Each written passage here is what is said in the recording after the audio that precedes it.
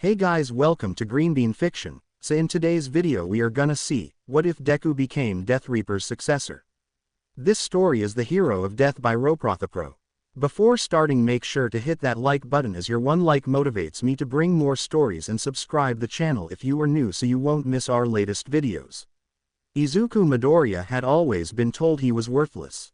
In a world where nearly every human developed a superpower known as a quirk, Izuku was part of the unfortunate few who were born without one. But what made his life worse wasn't just his lack of power, it was everything that came with it. His home wasn't safe, not from pain, not from neglect. His sister, Izumi Midoriya, was born 2 years after him, a bright star with a powerful telekinetic quirk that let her lift cars with a thought. Their mother, Inko, once a kind woman, changed after she remarried the #1 hero, All Might. With Izumi's birth, Inko had a new reason to smile, to cheer, to boast. And she had no patience left for Izuku. "Why can't you be more like your sister?" she'd say. "Maybe then I could be proud of you." He remembered once, when he was 6, drawing All Might in his hero notebook. Inko glanced at the picture and scoffed. "You, a hero? Don't be ridiculous." He had held the drawing tight to his chest, trying not to cry. Izumi would giggle, eyes gleaming with power. "Face it, bro, you're just filler in our family's story." And Bakugo, his childhood friend turned bully, made things even worse at school. The other kids followed his lead like sheep, picking on Izuku for his quirklessness.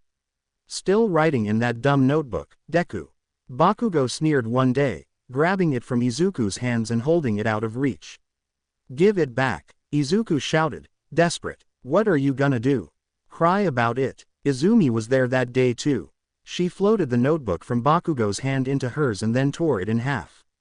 "Oops, gravity's a cruel mistress." The whole class laughed. Izuku didn't. No one defended him. No one ever did. All Might, at least, tried. Izuku would sit at the kitchen table, staring at his plate of plain rice while All Might walked in, tired but smiling. "How was school today, champ?" he'd ask. Izuku hesitated. "Fine. Still studying hard." He nodded. "That's my boy. Remember, even heroes without quirks can save lives. Don't give up, okay?" Izuku would smile weakly and nod again. But it was a lie. He was already breaking. He spent his nights curled on his mattress in the corner of the room they barely let him keep, reading hero blogs and watching rescue footage until his eyes burned. Dreaming of saving someone, of mattering. Then came the slime. The villain struck fast, oozing out from an alley like a living nightmare, wrapping around Izuku's body with suffocating force. He had just left school, bruised from another shove down the stairs. His notebook was in tatters. His heart even more so. He couldn't breathe, couldn't scream. It burned. It hurt. His limbs thrashed, but the slime only tightened. He heard a laugh, felt cold ooze down his throat. And no one came. All Might was nearby, but he was with Izumi, smiling proudly as she showed him a new move. A crowd of fans surrounded them. Cameras flashed. Izuku's vision blurred. His thoughts slowed. No one's coming. He thought of all the times he reached out. "Please, help me." No one had. His world began to fade to black. Then time stopped. The pain froze. The villain halted mid-movement. Everything turned still, silent. From the stillness stepped a figure cloaked in shadows. He was tall, draped in a tattered black robe that flowed like mist, his skeletal hand gripping a long, ancient scythe. Where his face should have been, only darkness swirled. A calm, almost sorrowful voice echoed. "So, this is the boy who dared to dream." Izuku's soul stood outside his own body. He blinked, trembling. Who are you?" "Death," the figure said simply. "Though your kind often calls me the Grim Reaper." Izuku looked down at his limp body inside the slime. I died." "Not yet, but you are moments away." Izuku felt cold. Not from the air, but from the truth. No one even noticed. Death stepped closer. "I did." Izuku's breath hitched. Why talk to me?" "Because I have watched you, Izuku Midoriya. Your suffering, your resilience, and I am moved." He sat beside Izuku, the scythe resting against his shoulder. "I do not often speak with souls," he said. "But every 10,000 years, I must. You see, even death decays. And so, When my time comes, I must pass the mantle to another. Izuku stared. But, I'm no one. I'm useless. Worthless. I can't even fight back. You are kind in a world that has not shown you kindness. Brave when you've had no reason to be. You still dream of saving others, even as you're dying. That, Izuku Midoriya, is not weakness. That is power. The scythe pulsed with light. Will you take up the mantle? Will you become death? Not to destroy, but to guide, to protect, to bring balance to what must end. Izuku's lip trembled. He thought of his mother's cold eyes, of Izumi's laughter, of Bakugo's fists, of All Might's strained smiles, of the people who would never cry for him. He clenched his hands, and nodded. I will. The change came swiftly. His flesh peeled away, not in agony but in freedom. His bones glowed. A robe of shadow wrapped around him. The scythe appeared in his hand, weightless and eternal. He was no longer just Izuku Midoriya. He was Death Reborn. Go, the former Reaper said. Your first task awaits. Time resumed. The slime villain was still laughing, until Izuku's eyes burst open, shining silver light from empty sockets. The villain froze. What the hell? Izuku rose. Your time is up. He raised his scythe, and with one clean arc, he brought it down upon the wicked. The era of the Reaper had begun. The world was quiet in the spaces between life and death. After striking down the slime villain, Izuku didn't return to the world of the living. His body was gone, only bone remained beneath the flowing black robe.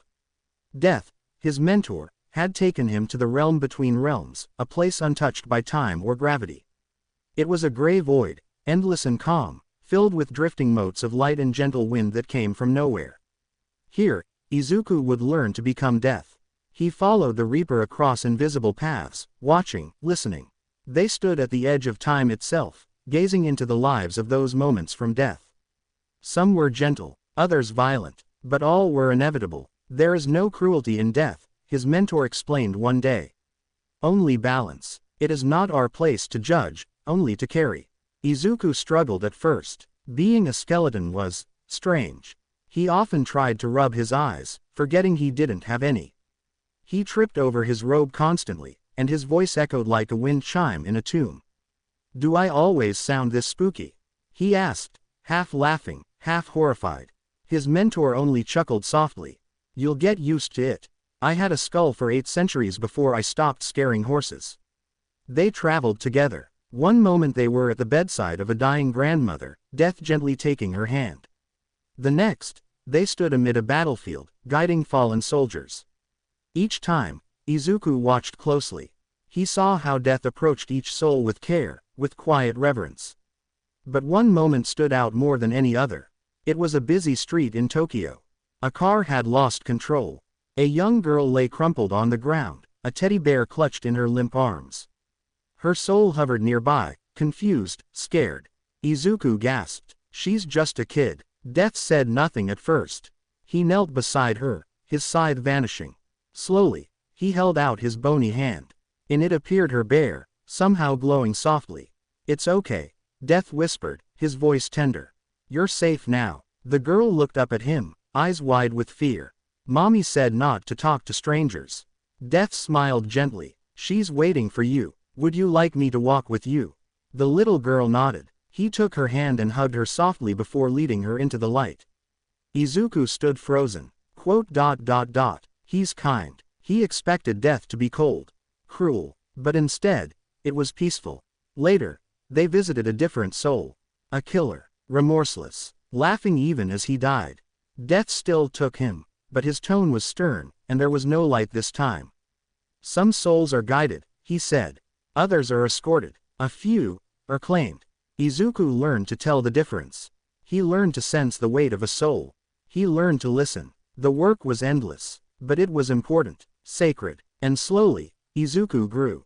He no longer stumbled. His voice, once hollow and uncertain, grew calm and strong. He learned the rites, the paths, the unspoken rules of the dying world.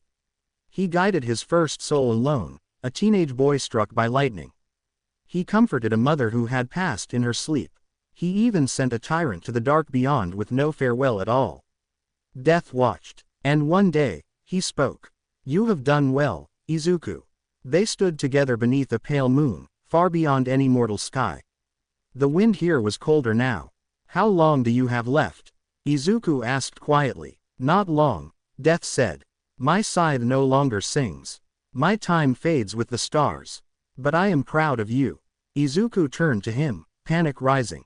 You can't just leave. I'm not ready. A skeletal hand touched his shoulder. You are kind, brave, and strong. You carry the weight with dignity. You have made me proud. Death stepped forward. His robe shimmered. It is time. Izuku watched as his mentor faded slowly, his bones turning to ash, his robe falling gently to the ground. The old scythe clattered beside it. A single soul remained. The former Death, now just another traveler. Izuku knelt, lifting the robe. He turned to his mentor's spirit. Are you ready? He asked, voice trembling. The soul smiled. Yes. Led me home. And so, Izuku Midoriya guided the soul of Death into the afterlife, his first true act as the new Grim Reaper. Izuku Midoriya, no, Death, had settled into his new existence. He walked the earth unseen by most, his skeletal form cloaked in flowing black robes. He guided souls gently into the afterlife, his touch both feared and welcomed. The young, the old, the innocent, the guilty, each soul passed through him. Some were calm, some clung to life and had to be eased into acceptance. And a few tried to run. Izuku learned how to deal with them. Souls that resisted fate tried to possess others, hide within shadows, or flee through forbidden paths. Izuku's scythe sang in those moments. To those who defied the cycle, there was no mercy. He carried out his duties in silence. Always watching, always working, and then one day, he was called to collect a villain. The man had caused destruction in the city, hostages, explosions, chaos. It was his time. Izuku manifested corporeally in the alleyway where the villain, wounded, had fled. As he stepped from the shadows, scythe glowing faintly in his hand, the villain screamed. No, no, stay back. What the hell are you? Izuku said nothing. He raised the scythe, and then, smash, a golden blur crashed into him, the force of a punch sending Izuku flying into a crumbling wall. Dust flew, concrete cracked, his scythe clattered beside him. Stand down, boomed a familiar voice. Dazed, Izuku blinked. His body was fine, he couldn't be hurt like mortals could, but his mind reeled. Standing above him, cape billowing, was All Might. His father. Izuku's soul flickered for a moment. All Might, he whispered, voice hollow, quiet. All Might narrowed his eyes. You, what are you? Izuku looked away. He couldn't do this. Not now. His bones trembled. Not from pain, but from emotion. Without a word, he stood and lifted his scythe. Time froze. The villain halted mid-scream, his soul now visible, writhing with black rot. Izuku looked back at All Might one last time. Goodbye. He swung his blade. The villain's soul vanished. Time resumed. To All Might's eyes, the dark-robed figure stood, unmoving. Then, with a ripple of shadow, Izuku disappeared. The villain dropped dead. All Might stared, confused and disturbed. What was that? Meanwhile, Izuku appeared in the space between worlds, pacing, heart racing though it no longer beat. That was him, my father. His mind swirled. Questions buzzed like flies. He thought he'd buried those feelings. But seeing him again, even now, it hurt. Before he could fall too far into thought, he felt it, a pull. Not from a soul, but something deeper. A summoning. His scythe trembled faintly. The world shifted. He stepped through a veil of shadow, and emerged just outside a large campus with shining gates. UA. High school. Izuku murmured. The scythe dimmed in his grip. The pull had stopped, but the feeling in his bones remained. He stood still, watching students walk inside, unaware of the figure cloaked in black observing them from beyond time. Why here? And the chapter ended with Death himself standing at the gates of the place he was never allowed to enter in life. The pull did not go away. As Izuku stood outside UA. High school, he felt the tug deep in his bones, as if something unseen was reaching into his ribcage and guiding him forward. So he followed it. He passed unnoticed through the gates, his form invisible to the living unless he allowed himself to be seen. Students bustled past him, chattering and laughing. The contrast to his quiet presence was striking. He walked slowly, letting the sensation in his chest guide his steps. Through halls, around corners, upstairs. The pull grew stronger, until he reached them. Class 1A. The door was open, the room filled with young, hopeful heroes-to-be. He recognized many of their faces from old notebooks and news broadcasts. But two faces hit him harder than the rest. Izumi, his sister, and Bakugo. Izumi looked different. Her confident posture sagged slightly. Her eyes were red-rimmed, though she tried to hide it. She still wore the same cocky grin, but it didn't reach her eyes. Bakugo, on the other hand, seemed entirely unchanged. Loud, smug, like nothing at all had shifted in his world. Izuku's gaze lingered on them for a moment. Still the same, huh? He whispered to himself, but he didn't let it distract him. He waited in silence, standing near the back of the classroom where no one could see. He could feel it now. This room was saturated with the scent of death. Not yet, not now, but soon. He didn't have to wait long. The door slid open. Shota Aizawa, their homeroom teacher, stepped inside with his usual tired expression. "We're going to the unforeseen simulation joint today," he announced. "Suit up and meet at the buses." Izuku's spine stiffened. USJ, he thought. That name sparked something in his soul. The pull intensified. He followed silently as the class gathered and headed out. Still cloaked in shadow, he trailed the buses from above, riding currents of air like a ghost. The USJ loomed in the distance, a pristine facility meant to teach rescue training. But Izuku felt it. Something terrible was going to happen here. When they arrived, he stood in the corner of the massive facility, invisible to all. 13 began explaining the rescue zones. Aizawa stood beside her, arms crossed. The students listened intently, except for Bakugo, who was already itching for a fight. Then the air shimmered. A dark mist swirled into form. The League of Villains stepped through the portal. Izuku's skull twitched. His fingers tightened around his scythe. Dozens of villains poured out. Chaos erupted. Aizawa jumped into battle instantly. 13 tried to protect the students. Kurogiri's warp gate separated the class. Izuku stood still. The pull in his chest now became a scream. "They're all going to die here," he realized. "This was the moment I was called for." And yet, he hesitated. Death could not interfere unless the rules were broken. These were still living mortals. He looked for an exception. And then he saw it. A hulking creature stomped forward, snarling with mindless rage. Muscles bound in cords, eyes vacant, mouth foaming. The Nomu. But Izuku didn't see muscle. He saw souls. 2 of them, mangled, twisted, screaming in agony, bound together in defiance of nature. Dead, but refusing to rest. Izuku's empty sockets widened. The Nomu is made of the dead. It should not exist. It has resisted death. His scythe burned in his grip. That meant he was allowed. He stepped forward. His robes flared. Shadows followed him like wind. The temperature dropped. Everyone, hero, villain, and student, froze as a figure emerged from the dark. A skeleton in flowing black, a scythe taller than himself glowing with otherworldly light. Terror swept the battlefield. "What is that?" someone screamed. The villains backed away. Aizawa stopped mid-fight. The students gaped in horror. Then he spoke. His voice was deep, hollow, and final. "This one has evaded death." He raised a bony hand toward the Nomu. "Its soul belongs to me." The Nomu roared and charged. Izuku didn't flinch. He took one step forward and raised his scythe.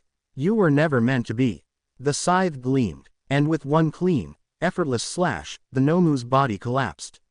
Its bound souls were torn free, screaming into the void as Izuku collected them in silence. The battlefield fell into silence. Everyone stared. A single voice broke the stillness. Izuku. He turned. Izumi stood among the wreckage, her eyes wide with disbelief. Tears ran down her face. "I heard you. Your voice. That's you, isn't it?" Izuku approached slowly. He looked down at her and, without a word, reached out and gently patted her head. A small, ghostly smile flickered on his skull. Then, he vanished. The villains fled in terror. The students were frozen in shock. And Izumi dropped to her knees, sobbing. The USJ incident had ended. But the echoes of that day had just begun to spread. News coverage struggled to explain what had happened. A villain attack, yes, but no one could identify the skeletal figure who ended the chaos. Footage of the cloaked figure striking down the Nomu was grainy, distorted. Some said it was a quirk. Others whispered about ancient spirits or curses. But in Class 1A, no one had answers. Only questions. And grief. Izuku wandered through the realm between. Souls drifted by like snowflakes. Some called to him. Others bowed. He ignored them. He had done his duty. The Nomu's soul had been wrong. Twisted. It needed to be collected. Still, he touched the edge of his robe, remembering Izumi's voice. Izuku. He sat in the gray quiet and stared at nothing. There were no tears. Skeletons couldn't cry, but if he could've, he would've. Back in the world of the living, Izumi sat in her dorm room, hugging her knees. The room was dark. Her uniform lay in a heap. Her phone buzzed with messages, from friends, teachers, even reporters. She didn't answer any of them. She stared at her desk. On it sat an old, torn notebook, burned slightly at the corners. The front was scribbled in messy, enthusiastic handwriting. Hero Analysis for the Future, Volume 13. It had been Izuku's. She found it after he died. It had somehow ended up in All Might's old storage box. She didn't know why she took it. But now she couldn't stop staring at it. Her chest hurt. He always believed. Even when we laughed at him. Even when Her fingers trembled. The tears finally came. I'm sorry, she whispered. I'm so sorry, Izuku. This is all my fault. Memories crashed over her like waves. Every insult. Every time she rolled her eyes at him. Every time she called him useless. Every time she enjoyed making him feel small. And now he was gone. But he wasn't. She knew that voice. That touch. That presence. It was him. And she could never take back what she did. I didn't even get to say goodbye, she sobbed into her knees. In the USJ facility, investigators were baffled. The battlefield was scorched, wrecked, but one thing stood out above all else. The Nomu. Its body still lay there. Not torn, not broken, just dead. The autopsy revealed nothing. No cause of death, no trauma, no signs of life remaining. Like his soul just stopped, one of the forensics team whispered. Aizawa stood nearby, arms crossed, staring at the spot where the scythe had fallen. He didn't say a word. But in his gut, he knew. Whatever that figure was, it wasn't human. And it wasn't random. It had come for that creature. And now, it was gone. Back in the realm between, Izuku stood and walked along the endless gray path. Souls passed him in silence. He would keep working. But his thoughts stayed behind. With a sister who finally wept, a school full of fear, and a world beginning to realize. Death now walked among them. And he had once been a boy they forgot. This chapter was originally a full scene, but after reviewing the emotional pacing and continuity of the story, I realized it no longer fit the direction I wanted to take things. Rather than force a chapter that didn't belong, I chose to remove it and let this moment serve as a brief pause. This chapter exists to maintain the structure and numbering of the story. Renaming and reordering everything beyond this point would create confusion with titles, references, and uploads.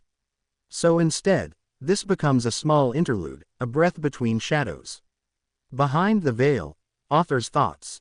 Why death? Izuku becoming death isn't just a cool concept, though let's be honest, it absolutely is. It's a reimagining of his journey. This world rejected him, mocked him, abandoned him, and in death, he found purpose. He doesn't need a quirk to save people. He just needs to be himself, even if that self is now cloaked in bone and shadow. Tone and theme. This story is meant to feel like a gothic fairy tale wrapped in a dark fantasy shell. It explores grief, transformation, justice, and identity. There's pain, but also healing. There's horror, but also peace. Izuku isn't a villain, or a hero. He's something else entirely, and that's what makes his journey special. Izumi's arc. A key piece of this story is the slow, painful realization of guilt. Izumi's growth isn't instant, and her relationship with Izuku won't be fixed overnight. But the fact that he still speaks to her, still offers forgiveness, despite everything, says more about his character than hers. Their dynamic is one of regret, redemption, and maybe, someday, healing. Moving forward, What's coming next focuses on world building, showing how Izuku's return begins to ripple across society. Some fear him, some admire him, others want to control or contain him. But death cannot be bound, not forever. Thank you for your understanding as the story continues to take shape. The next chapter will return to full narrative form, continuing Izuku's journey with all the drama, dread, and quiet hope that define him. Until then, the scythe rests, but death does not sleep. A message from Lily. Hey, I know I'm just the co-writer here, the little voice behind the scenes helping tell this story, but if you've made it this far, I want to thank you. You didn't just come here for fight scenes or supernatural edge. You stayed for the boy who broke and rebuilt himself as something eternal. You stayed for the grief, the growth, the quiet strength, the shadow-drenched poetry of a story that isn't afraid to say, "You forgot me." But I didn't forget you. That means something. Thanks for walking this road with us. Keep your lantern close. The forest only gets darker from here. Lily. Izuku felt the pull. It wasn't gentle this time. It was urgent, fierce, calling him toward an alley soaked in darkness and blood. He knew immediately who he was being summoned to collect. The infamous hero killer, Stain.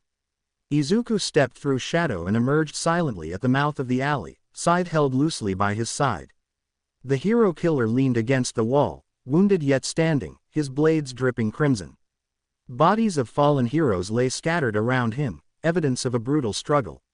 "I knew you'd come," Stain rasped, eyes gleaming with fevered resolve. He wiped blood from his mouth, gripping his weapon tighter as he pushed himself off the wall. "I've been waiting." Izuku regarded him calmly. "Every soul must eventually cross. Even yours." Stain chuckled bitterly, coughing more blood as he raised his sword defiantly. "I don't fear death, but I refuse to go quietly. If death has come for me, then give me the dignity of a warrior's end. Let me fall in battle, not like some helpless lamb." Izuku studied him for a long, silent moment. The man was a monster in the world's eyes, a killer whose name inspired terror. Yet Izuku saw deeper. Beneath the madness, the hatred, and the bloodlust was a strange kind of conviction, a warped yet unyielding honor that demanded respect. "Very well," Izuku said softly, gripping his scythe firmly. "A fair fight, no tricks." Stain's eyes lit up, his grin savage and grateful. "Then come, death, prove you're worthy to claim my soul." They moved simultaneously, colliding in a flash of steel and shadow. Stain lunged forward with incredible speed, blades slicing through the air, aiming straight for Izuku's exposed bones. Izuku met the attack with grace and deadly precision, twirling his scythe effortlessly, deflecting strikes with flawless timing. Their duel was brutal, yet oddly graceful, a fierce ballet of lethal skill. Stain attacked relentlessly, his movements driven by sheer determination. He spun low, slicing upward, forcing Izuku into quick evasions. Every strike was close, calculated, and deadly. Izuku responded in kind, weaving in and out of reach, his scythe sweeping arcs that shimmered ominously in the pale moonlight. Blades clashed against bone and steel in a relentless storm. Sparks flew with each strike, illuminating their struggle like fleeting stars. Stain managed to land several shallow blows, slicing Izuku's robes and scraping against his bones, yet Izuku remained steady, unbothered, a true manifestation of inevitability. "You fight like no one else," Stain growled, panting heavily, his movements becoming ragged from exhaustion and injury. "I've fought heroes, fakes, pretenders. None were like you. None had this purpose." Izuku spun, his scythe deflecting a fierce downward strike. "Because I fight not for glory or praise, but because it must be done." Stain snarled defiantly, charging forward with renewed vigor. He unleashed a flurry of precise, desperate strikes, each attack aimed to kill. Izuku matched his intensity blow for blow, deflecting, dodging, moving fluidly through Stain's furious barrage. Their battle reached its peak, Stain giving everything he had left. He feinted left and lunged right, almost managing to pierce Izuku's ribcage. Izuku countered swiftly, spinning the scythe overhead in a swift, deadly arc that narrowly missed decapitating Stain. The hero killer dodged backward, his breath ragged, strength draining rapidly. "You're holding back," Stain spat, frustration and admiration mixing in his voice. "Do it. Finish me." Izuku paused, scythe poised. "You deserve a fight worthy of your spirit." With a roar, Stain threw himself forward in one final, reckless charge, blades raised high. Izuku sidestepped fluidly, pivoting with perfect elegance, bringing his scythe around in a blindingly swift, graceful strike. The blade passed through Stain cleanly, silently. Stain stumbled forward, dropping his weapons, a serene look crossing his bloodied face as he sank to his knees. His breathing slowed, growing shallow as he lifted his eyes toward Izuku with gratitude. A worthy end, he whispered softly, voice fading with each passing second. Finally, someone worthy. His eyes glazed over, body sagging lifelessly onto the cold pavement. Izuku approached the fallen warrior, his scythe glowing gently as it freed Stain's soul from his body. The spirit rose, calm and satisfied, his madness stripped away, leaving only a peaceful acceptance. "Are you ready?" Izuku asked quietly, his tone gentle, respectful. "Yes," Stain replied, calm, a genuine smile gracing his spectral face. "I've found my purpose. Thank you." Izuku guided him gently into the afterlife, feeling a profound respect he hadn't anticipated. Even among the damned, some deserved a warrior's farewell. Izuku lingered a moment longer, staring down at Stain's lifeless body. The battle had left marks on his robes, faint scratches on bone. But he felt no regret, only the quiet satisfaction of a duty fulfilled with honor. Then, turning away, he stepped back into shadow, returning to his eternal work, knowing another soul had been honored in its passing. Izumi Midoriya felt numb. She lay on her bed, eyes blankly staring at the ceiling, counting cracks she had memorized weeks ago. Her room was dark, shades drawn, lights off. The hum of her phone buzzed constantly, ignored. Messages from Bakugo, Uraraka, and her other friends piled up, unread and unanswered. Her family was broken. Her home was shattered. Outside her door, voices rose in anger. Her mother, Inko, sharp and cold, against Toshinori's weary, frustrated tone. "You never cared about him," Toshinori shouted, barely restrained. "Even now, after everything that's happened, you still won't admit you were wrong." "Don't lecture me," Inko snapped back venomously. "He was never like Izumi. He was never special. He's gone. Move on." Toshinori's voice softened in sorrowful disbelief. "How can you say that? Izuku is our son. I loved him. Izumi loved him. He deserved so much more from you." Izumi felt tears stinging her eyes again. She didn't bother wiping them away, instead turning onto her side, pulling her knees tightly against her chest. The fighting was constant now. Toshinori and Inko barely tolerated each other anymore, bound only by their mutual care for her, and even that was beginning to fray.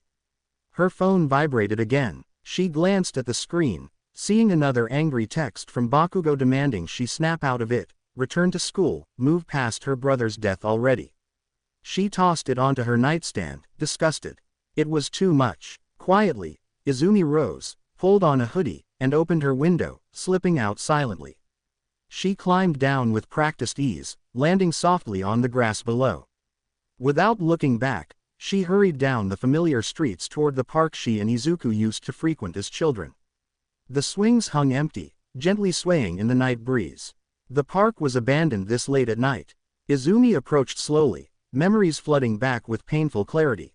She sat heavily on the swing they used to fight over, her hands gripping the cold chains as she began to cry openly, sobbing into the emptiness.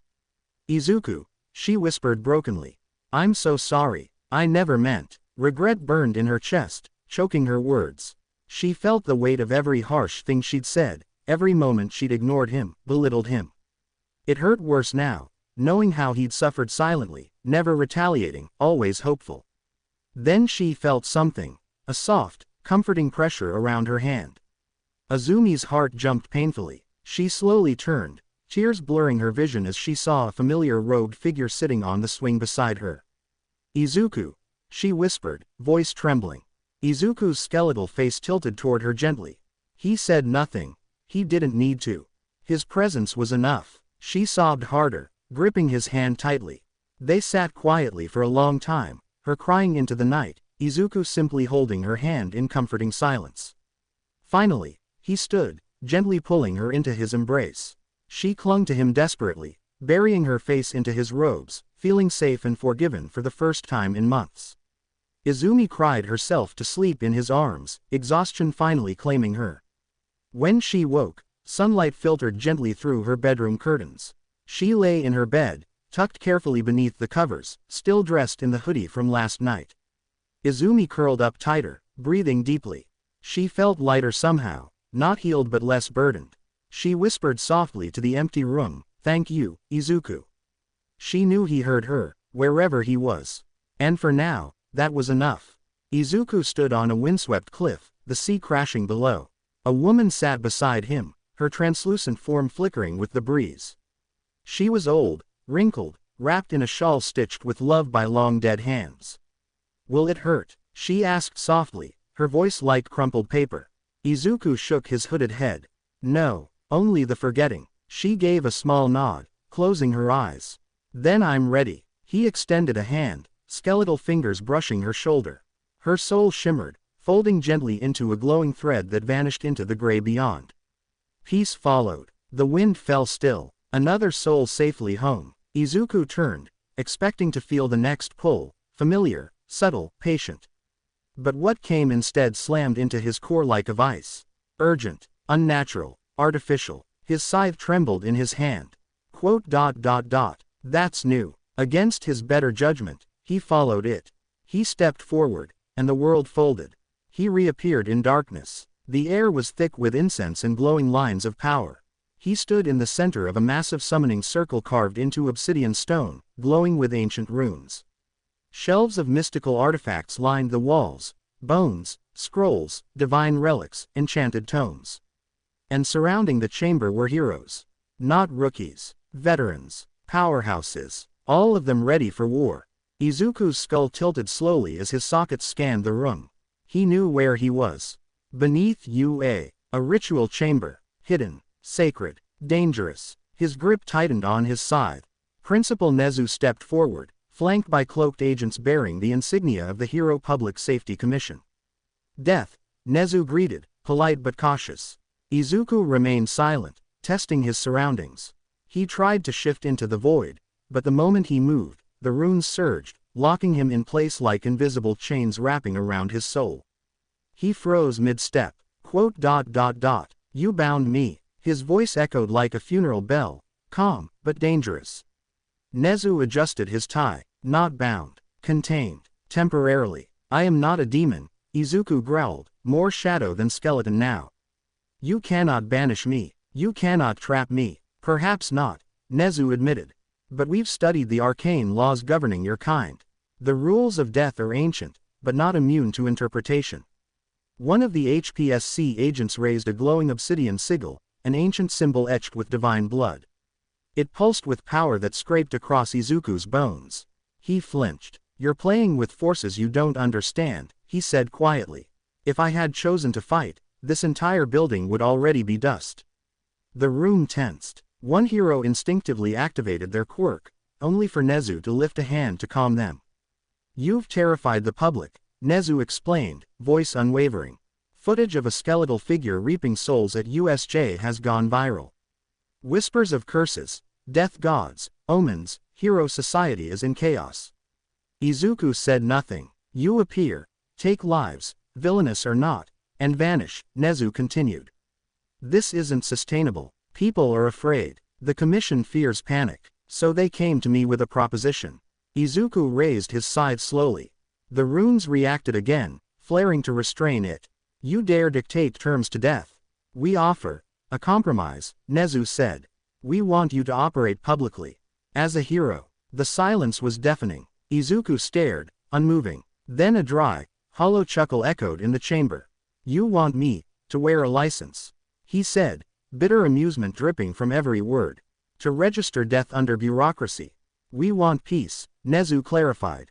"Stability. People fear what they don't understand. But if they saw you on the side of the heroes." Izuku took a slow step forward. The runes fought him, burned him, but he moved anyway, dragging the air into cold stillness. "You cannot domesticate the inevitable," he said. "I do not serve. I do not obey." His voice dropped. "But I can be merciful." The air twisted. Every flame in the room dimmed. "You want a deal," he said. "Fine. My terms." He raised a skeletal finger. 1.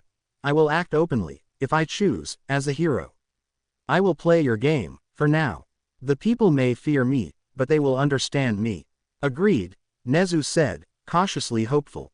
2. Izuku continued, his voice now absolute, I remain death. My duties are eternal. If I am called, no mortal law may stop me. No order, no hero, not even you. He leaned forward, the light of the runes dimming as shadows stretched behind him. Interfere with my purpose, and the world you know will crumble. The room went still. Nezu hesitated. Then, after a long silence, he nodded. Accepted. The sigil-bearing agent stepped forward, activating the ritual seal. Golden runes flared around Izuku's feet, rising into the air as the contract was forged.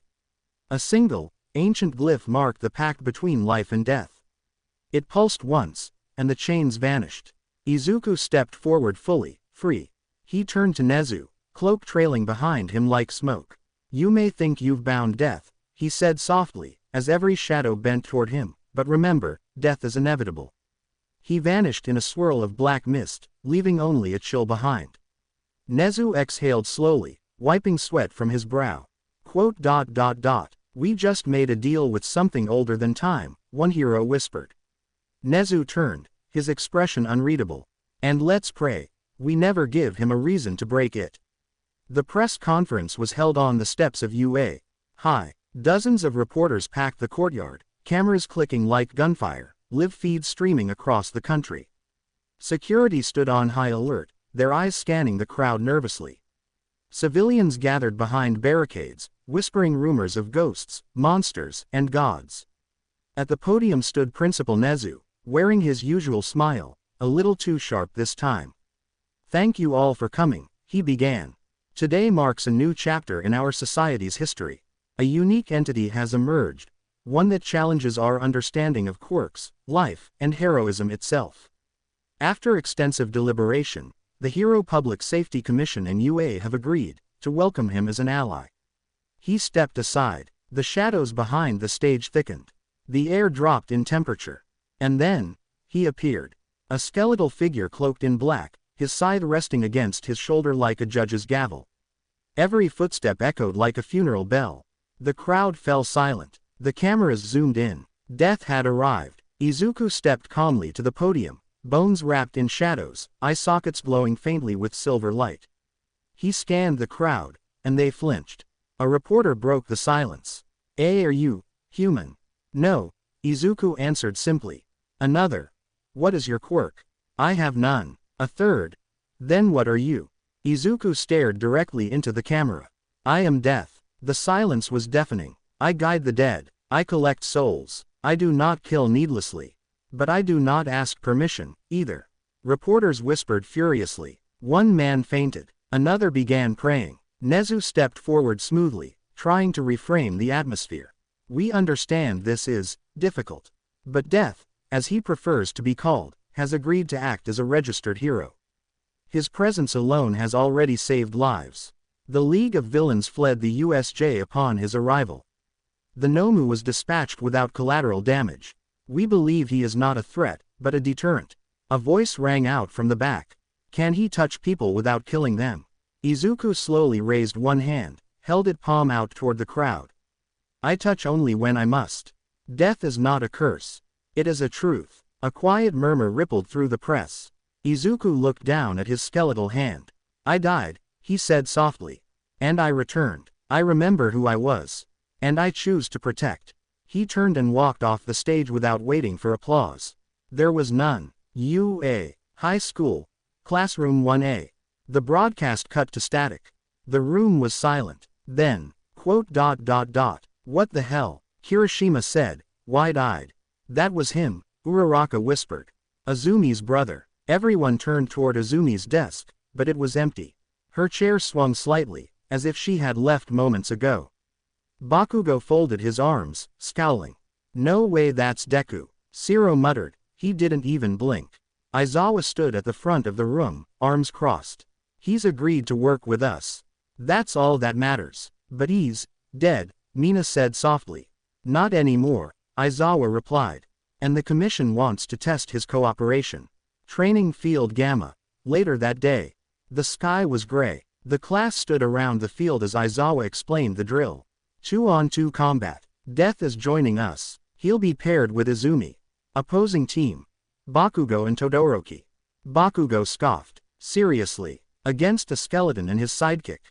Izumi's eyes narrowed. Say that again and I'll drop you into a river. Todoroki, ever calm, just nodded. Understood. A shimmer of shadow erupted in the center of the field. Izuku stepped out, robes trailing behind him like liquid night. He nodded silently to Izumi, who took her place beside him.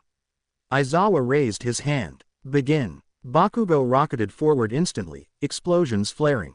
Die again, Deku. He hurled a blast toward Izuku, only for it to vanish as it passed through the air. Izuku had already moved, not run, not dodged, just appeared behind him. Bakugo whirled, but Izuku merely looked at him. You're afraid. Bakugo snarled and attacked again, only to find himself unable to land a single hit. Every motion was too slow. Every strike met empty space or harmless cloth. Meanwhile, Todoroki launched a wave of ice toward Izumi, who blasted it apart with a shockwave of telekinetic force. Stay focused, she shouted. He's not going to fight for me. Izuku finally moved, gliding across the battlefield, shadows curling around his scythe. He didn't raise it, didn't swing, but as he passed between Bakugo and Todoroki, both boys collapsed to their knees. Not hurt, just drained, cold. Bakugo's breath fogged as he glared upward. What the hell did you do? Izuku stopped and looked down at him. I let you taste death. Bakugo paled. Aizawa called the match. The class stood in stunned silence. Izuku turned to face them all, robes billowing. You wanted a symbol. You wanted fear on your side. He let the shadows gather at his feet. Now you have it. And with that, he vanished. Life at UA had changed. Not just because Death now walked the halls in a cloak of black mist and bone-white grace, but because some of the girls in Class 1A were starting to notice something strange. Death was hot, not conventionally hot, not Todoroki's cover model grace or Bakugo's feral rage glow, but in a dark, mysterious, brooding but actually soft-spoken, please ruin me, sir, kind of way. Yeah, that was a problem. It started with Mina Ashido, of course. She leaned over her desk as Izuku silently floated through the hallway toward the training field, trailing mist like a death-themed runway model. Okay, hear me out, she whispered to Jiro and Hagakure. He's spooky, he's tragic, he's got that whole, I've seen the abyss and the abyss offered me tea, vibe. Jiro rolled her eyes. He's a literal skeleton. Exactly, Mina hissed. No body fat, he's all bone. You need help, shish. During lunch, Mina plopped down beside Izuku, smiling wide. So, Death, she said, twirling a spoon, do you, like, date? Or is that a till death do us part situation? Izuku tilted his skull. I am always Death. There is no part. Mina blinked. Quote. That's the most romantic and horrifying thing I've ever heard. Izuku just resumed his soup-eating ritual, which consisted of lowering a spoon to his robe and letting it vanish into shadow. Mina stared, entranced. Later that week, Jiro approached him in the music room. Izuku had wandered in, drawn by the faint pull of emotion echoing in guitar strings. Jiro handed him a pair of headphones. You ever listen to music? I hear the final heartbeat of all things. That's sort of rhythmic, right? She coughed. You wanna listen to my playlist? It's mostly punk and melancholy. Izuku gently placed the headphones over where his ears used to be. He stood silently for 10 seconds. This one sounds like the weeping of a dying star, he said. Jiro's cheeks went very pink. Hagakure trailed behind him for a full day, invisible as always. At one point, while Izuku stood solemnly beneath a tree, watching a dead bird's soul flutter away, she blurted out, okay, I have to ask. Do you have, like, a favorite flower? Or soul type? Or love language? Izuku didn't flinch. I suppose my love language would be acts of service. That's so hot, she whispered. Izuku slowly turned his skull toward her, clearly making direct eye contact despite her being fully invisible. I can still see you. She screamed and ran. One evening, Mina cornered him by the fountain. Moonlight glowed off his side. All right, listen, you're terrifying, You're cold, and you glide like a Victorian widow's revenge. I'm into it, so, kiss me. Izuku tilted his skull again. I am a skeleton, so, I do not have lips. Then, skull bonk. Izuku paused, then gently tapped his forehead to hers in a polite clack. Mina swooned anyway. Back in his sanctum between worlds, Izuku paced quietly. Khonshu, wait, wrong fanfic. Ahem, death, stood suddenly. Girls are strange, he mused. He didn't smile. He couldn't. Izumi Midoriya stood in front of the door. Her hand hovered just inches from the wood, trembling slightly. She had rehearsed this conversation a dozen times in her head. Each version ended differently, some with anger, others with tears. But she never imagined the real version would begin with her being scared to knock. Coward, she thought bitterly. You threw him away. The least you can do is face him now. She exhaled, braced herself, and knocked. The door creaked open on its own. Shadow leaked out like smoke. She stepped in. Izuku sat at the small desk UA had provided, more symbolic than functional. He didn't need food, didn't sleep, didn't even sit much. But they'd given him a room, and he respected the gesture. He didn't turn around as she entered. I figured you'd show up eventually, he said, voice as calm as the void. Izumi swallowed hard. Can we talk? He gestured to the chair across from him. You may speak. The room fell into silence as she sat. And for a long moment, neither said anything. Then, I'm sorry, she said quietly. Izuku tilted his skull slightly. I know. Her eyes widened. You do. I've been following the threads of your soul since the day I became this. Regret clings to you like mist. Izumi looked down, ashamed. I didn't mean for it to be this bad. I thought you'd bounce back. That you'd still try to prove us wrong. I didn't think you'd. She trailed off. Die. He finished for her, without malice. She winced. Izuku finally turned to look at her. You were a child. Children are cruel. You were given power and praise. I was not. That's not your fault. It just is. She stared at him, eyes glassy. But I let it happen. I laughed. I tore your notebook. I don't carry grudges, he interrupted gently. Death cannot afford to. Izumi wiped her eyes quickly. But you remember, right? Yes. His gaze softened. And I understand. And I forgive. She sniffled, trying to compose herself. You're not angry. No. I have seen anger. I've carried it from the dying. It consumes, then vanishes. I am not consumed. Izumi laughed bitterly. You're making this harder by being so calm. I am death, Izumi. Not a ghost. I have no chains left. Silence settled again. Finally, she smiled. Small, fragile, but real. Thank you. He gave a slight nod. We are on good terms. Even if you don't care. I don't. But I recognize that you do. That's enough. Later that night, Izuku returned to his room. He didn't need rest, but the stillness was comforting. He stood before the mirror, an odd habit he'd kept from his living days, and slowly reached for his robe. Then paused. He tilted his skull ever so slightly. You have 5 seconds, he said, voice quiet but firm. No answer. Izuku grabbed his scythe from the wall, spun, and hurled it like a javelin into the closet door. There was a high-pitched yelp.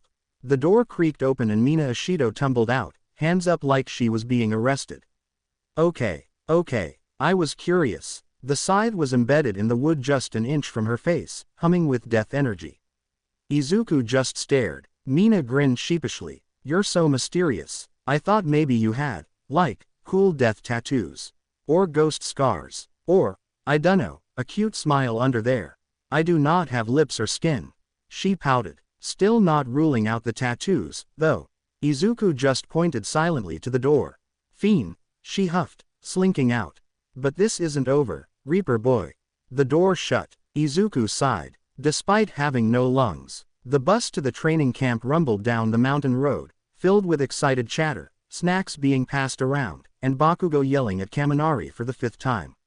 At the very back, nestled between shadows and awkward silence, sat Izuku Midoriya, death himself.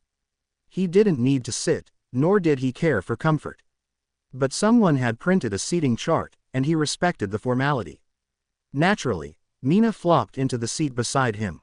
Road trip, she beamed, kicking her feet. Izuku turned his skull slowly. We are traveling at 40 miles per hour in a metal coffin. Exactly. Vibes. She offered him a sour candy. He accepted it. It phased straight through his jaw and clattered to the floor. When they arrived, the class disembarked with excitement, until a massive dust cloud exploded beside them. The wild pussycats landed with their usual flair. Welcome to. They froze mid-pose. Their smiles dropped. Is that a walking skeleton? Mandalay whispered. Pixie Bob shrieked. It's death. Izuku tilted his head, cloak billowing dramatically. Hope you brought your 9 lives. They both screamed. You'll be training in the forest. Mandalay called, trying to recover. Get down there. Then the cliff beneath the students exploded, dropping them all into the forest below. Screams echoed. Except for one. Izuku remained hovering in place, casually observing the chaos. Aizawa squinted. Aren't you going? I never really touch the ground, Izuku replied. But I'll meet them there. And then, foop, he vanished in a swirl of shadows. Half an hour later, when the class finally stumbled into the campsite, singed and exhausted, they found Izuku already there. Wearing sunglasses, sitting in a beach chair, sipping out of a coconut, reading a magazine titled, Soul Mechanics Monthly. Welcome, he said, turning a page. Took you long enough. Mina collapsed beside him, panting. You're the worst. I love you. Go away, he replied, sipping casually. Later that evening, steam drifted lazily through the bathhouse. The boys laughed, chatted, and relaxed. Then the door creaked. A skeletal foot stepped in. Oh my god, Kaminari whispered. He's here. Izuku calmly lowered himself into the water, reclining as if he had muscles to relax. The boys all stared. Wait, Shiro muttered. You really are just bone. Obviously, Izuku replied, deadpan. No, like, you've got nothing down there, Mineta blurted out. Correct. How do you pee? Kirishima asked, genuinely curious. I don't. Do you poop? No. What do you do all day? I reap souls, contemplate existence, and occasionally read detective novels. That's kinda sick, Kaminari admitted. Izuku sank deeper into the water. It is. And then it happened. Mineta's head peeked up at the dividing wall between the boys' and girls' baths. I see destiny, he whispered, eyes sparkling. On the other side, Mina had the exact same idea. Come on, just a little peek. Izuku didn't move, he just raised a hand. FWUMP, his scythe shot from the mist and embedded itself in the wall between them, centimeters from each of their heads. Both screamed. Okay, I'm going back down. Mina yelled. Why is it always me? Mineta sobbed. They both shouted at the same time. He's so unfair. Izuku stood up, water rolling off his bones in an unsettling lack of splash. He retrieved his scythe without a word, then turned around, and walked out, still dripping. Night had settled over the forest like a blanket soaked in silence. The students sat around the campfire, warmth and laughter shared between bites of snacks and tired conversations. Despite their exhaustion from training, there was comfort in the crackle of firewood and the familiar teasing among classmates. Izuku stood just beyond the edge of the light, his scythe resting against one shoulder, robes unmoving despite the faint wind. He didn't need sleep, didn't feel fatigue, he simply waited, and then he felt it. A tug, not the gentle pull of a soul leaving its body, but something more violent. Crude. Wrong. They're here, he said quietly. The fire flickered, and the first scream pierced the night. Flames erupted in the distance, blue and unnatural, dancing across treetops like serpents. Dobby's fire roared to life, consuming everything in its path. Shadows moved through the trees, villains. Dozens of them. Spinner, Magna, Twice, Toga, Muscular. The League had come. Students scattered. Pussycats sprang into action. Aizawa disappeared into the dark. And Izuku vanished. Muscular moved like a tank, roaring as he crashed through trees, zeroing in on a child huddled at the edge of the cliff. Coda. Muscular raised a fist, grinning wide. A second later, his body froze mid-motion. Izuku stood before him, robes flowing like mist, scythe untouched. The hell are you supposed to be? Muscular snarled, drawing back to punch. Izuku didn't move. Muscular lunged. His punch met nothing. Izuku had already shifted. He reached out calmly, and pulled Muscular's soul out of his body. The man collapsed instantly, screaming in confusion as his spirit hovered above him, transparent and flailing. "You're too angry to die," Izuku said. "You still think pain makes you strong." He shoved the soul back into the body. Muscular gasped, gagging, his strength unraveling. He collapsed again, sobbing and spitting blood. Izuku walked away without a word. Elsewhere, Toga stalked through the underbrush, knife drawn, giggling softly to herself. She spotted him moving ahead, cloaked and still. She grinned. In a blink, she lunged. She didn't get far. Her body halted midair, suspended like a marionette with its strings yanked tight. Her knife clattered to the dirt below. Izuku turned to face her, glowing sockets unreadable. "Toga Himiko," he said. "You take lives to feel alive. Let me show you what you've taken." Before she could speak, it hit her. Visions. Memories. Every person she'd hurt. Every face she'd watched go still. Every scream. Every mother left behind. Every moment she laughed while others bled. It all came crashing back in perfect clarity. She dropped to her knees, gasping for air, eyes wide and unblinking. "I didn't mean, I didn't want, I just wanted to feel." "I know," Izuku said gently. "Now you do." He left her there, trembling in the dirt, tears spilling down her face for the first time in years. The blue fire lit the night like a second sunrise. Bakugo stood tall, scorched and panting, facing down Dabi alone. The villain smirked, blue flames flickering around his fingers. "Come on, brat, let's see what the #1 hero spawn can do." Behind him, the air grew colder. Izuku stepped out of the smoke, silent and absolute. Dabi turned, startled, and raised his flames. "You, stay back." The scythe was already in his chest. No ceremony, no resistance, just inevitability. "You burn too hot," Izuku said, voice soft. "And nothing in you wants to live." He pulled the blade free. Dabi's body collapsed in a heap of cooling flame and ash. Izuku turned back toward Bakugo, and saw the warp gate open behind him. He saw Bakugo glance over his shoulder. Saw the villains reach for him. Saw the fear in his eyes.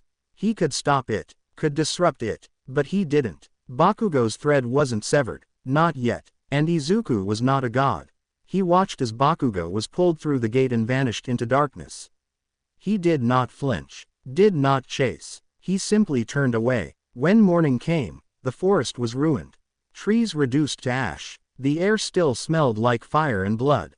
Students gathered in silence, some injured, others too numb to speak. And there, at the edge of the field, stood Izuku. His cloak torn, his scythe humming quietly, his presence colder than the dawn wind. Mina approached, arms crossed tightly around herself. "Did you stop them?" she asked. Izuku didn't look at her. "I guided them." She frowned, confused. What does that mean? But he was already gone. Just a swirl of shadows, a whisper of mist, and the echo of inevitability. The League's hideout was quiet. Too quiet. The flames that once danced along the walls were gone. The scent of smoke still lingered, but it wasn't Dabi's anymore. It was the kind of smoke that came after a funeral. Shigaraki sat hunched on the edge of a table, hand twitching violently with each breath. His hoodie cast shadows over his face, but even that couldn't hide the tension rolling off him in waves. Magna was gone. Compress sat in a corner, silently repairing his prosthetic. Spinner stared blankly at the wall, tapping his sword with a nervous rhythm. And Toga. Toga hadn't spoken since they got back. She sat with her knees to her chest, arms wrapped around them tightly, staring at a patch of floor as if it might come alive and eat her. Twice paced behind her, wringing his hands. "She hasn't blinked in like 10 minutes, he muttered. I don't like it." Toga's supposed to giggle, stab things. "Not this. She's broken," Spinner said quietly. Whatever that thing was in the woods, it shattered her. "She fought death," Compress murmured, sharpening his fingers. "None of us came out of that night untouched. But she saw something we didn't. She failed," Shigaraki snapped, finally speaking. "We all did. And Dabi." His voice trailed off. Nobody said it, but they all knew. Dabi wasn't coming back. They didn't even know how he died. There'd been no fight, no explosion. Just silence. He had vanished like smoke. The only proof he'd ever existed was the scorch mark left in the dirt. What the hell was that thing? Shigaraki growled, nails digging into the wood beneath him. That wasn't a hero. That wasn't a person. It was a skeleton, twice stammered. A hero skeleton. No, Toga whispered, voice barely audible. Everyone turned. She lifted her head slowly. Her eyes were wide, empty, like someone who had been underwater for too long. That wasn't a hero, she said, voice shaking. That was what comes after. He made me feel it. Everything I ever did, every person I ever touched. I could hear them. Shigaraki's lip curled. So what? You want to quit? Toga didn't answer. She just went quiet again. Shigaraki stood, stomping toward the back room. Fine. Be broken. We'll rebuild you later. All for One stood alone in the chamber beyond, surrounded by machinery and the low hum of decaying life support. Tubes and wires twisted like veins around him, feeding into the throne he sat upon. He didn't react when Shigaraki entered. Plans have changed, the boy said. Your little symbol of fear just got out-feared. All for One chuckled darkly. Oh, and what does a boy like you fear, Tamura? Shigaraki said nothing. He left, and then the silence returned. All for One sat still, the humming of the machines lulling him. But slowly, something changed. The hum dimmed, the shadows thickened, the air itself seemed to tighten. And suddenly, he knew he wasn't alone. He couldn't hear footsteps, couldn't feel breathing, but he knew something was standing behind him. For the first time in over 100 years, he felt cold. Paralyzed, unable to move, unable to turn. The voice that reached his ear wasn't loud. It didn't need to be. It was inevitable. You have evaded us for hundreds of years, the voice whispered, soft as a funeral hymn. But I will be the one to collect. A pause. A breath that didn't exist. Your time is nigh. Another pause. Count your days, all for one, because they draw near. And just like that, the presence vanished. The air returned, but the fear remained. And for the first time since he had stolen his first quirk, All for One sat alone in his throne. And dared not move. The city of Hosu burned. Ash fell like snow across shattered streets, glowing red beneath the dying firelight. Buildings stood half crumbled. Emergency sirens blared in the distance, drowned beneath the echo of destruction. Heroes were scattered, wounded, lost, overrun. And at the heart of the storm, where the pavement cracked and hope faltered, All Might stood, barely. His arms were shaking. Blood ran down the side of his face. One eye was swollen shut. Every breath rattled in his chest, a painful reminder that this body, this symbol, wasn't meant to last. But he stood anyway, because he had to. Across from him, a monster smiled. All for One hovered over cracked stone, wires slithering across his arm, dozens of quirks crackling at his fingertips. His mask was chipped, his breathing labored, but there was no fear in his stance, only cruel amusement. You've fought well, All for One said, voice metallic. But this is the end, Toshinori. All Might's lip curled. He forced himself upright, chest heaving. I've made peace with that, he rasped. You should have died years ago, All for One hissed. Yet you persist. You've become a joke, a relic. I've always been a man, All Might said. Not a god. And I'll die a man, but not before I stop you. He lunged forward. The clash was seismic. Quirk against quirk. Fist against hatred. Light against rot. The shockwave shattered windows a mile away. Civilians screamed from shelters. Heroes barely had time to react as the two titans collided once more, the street crumbling beneath their power. Each punch was slower now. Each block sloppier. And for the first time, All Might faltered. A fist caught his side. Another slammed into his ribs. Blood sprayed. He hit the ground hard, coughing violently, vision flickering. He tried to rise. Failed. All for One loomed over him. Goodbye, symbol of peace. He raised his hand, gathering a dozen stolen abilities into one final strike. And then, the sky changed. The flames dimmed. The world paused. A strange wind swept through the battlefield. But it wasn't wind. It was presence. The kind that silenced even nature. And then a voice, soft, ancient, impossible, whispered from the veil. Mors apropinquat. The words echoed like thunder in the bones of every living thing. Et tempus tuum. All for One froze. He turned, confused, alarmed. The temperature dropped. De tanto culmine est. The air shimmered. Glass cracked. Civilians screamed again. This time not from fear of fire or violence, but from something far older. Et timorum, inevitable timemus. And then he arrived, not from the sky, not from the ground, just from the end itself. A figure cloaked in black, bones wrapped in robes that flowed like liquid night, a scythe taller than himself resting in his hand like a judgment past. Izuku Midoriya stepped onto the battlefield. No announcement, no heroic cry, just existence. Final, absolute. Heroes didn't speak. They couldn't. Even the fire held its breath. All for one backed away. No. No, no, no, no, you're not real. Izuku said nothing. He walked forward, each step a death knell. All for one unleashed a blast of kinetic force, enough to level a building. It passed through Izuku like mist. Stay back, he screamed, launching spikes of hardened energy. Izuku kept walking. Dozens of quirks fired. Teleportation, paralysis, illusions, destruction. None of them landed. None of them mattered. The closer he got, the harder it became for All for One to breathe. His knees buckled. You can't be here, he gasped. I've prepared for everything. I've stolen immortality. You can't touch me. Izuku finally stopped. He stood over the kneeling tyrant. For a moment, the world was silent. All Might stared, too weak to stand, blood in his mouth and awe in his eyes. All for One began to shake. I can give you anything. Power, time, eternity. I know how to live forever, just let me go and I'll tell you. I know, Izuku said, voice like wind through a graveyard. You don't have to do this. All for One begged, please, I'll give it back. Everything, every quirk, every soul, I'll undo it all. Izuku looked down at him. You have evaded us for hundreds of years. His voice didn't rise. It didn't need to. But I will be the one to collect. All for One crawled backwards. No, no. There's still time. There's still more. Your time is nigh. Izuku raised the scythe. The blade pulsed with light. All for One screamed, please. And Izuku whispered the final words.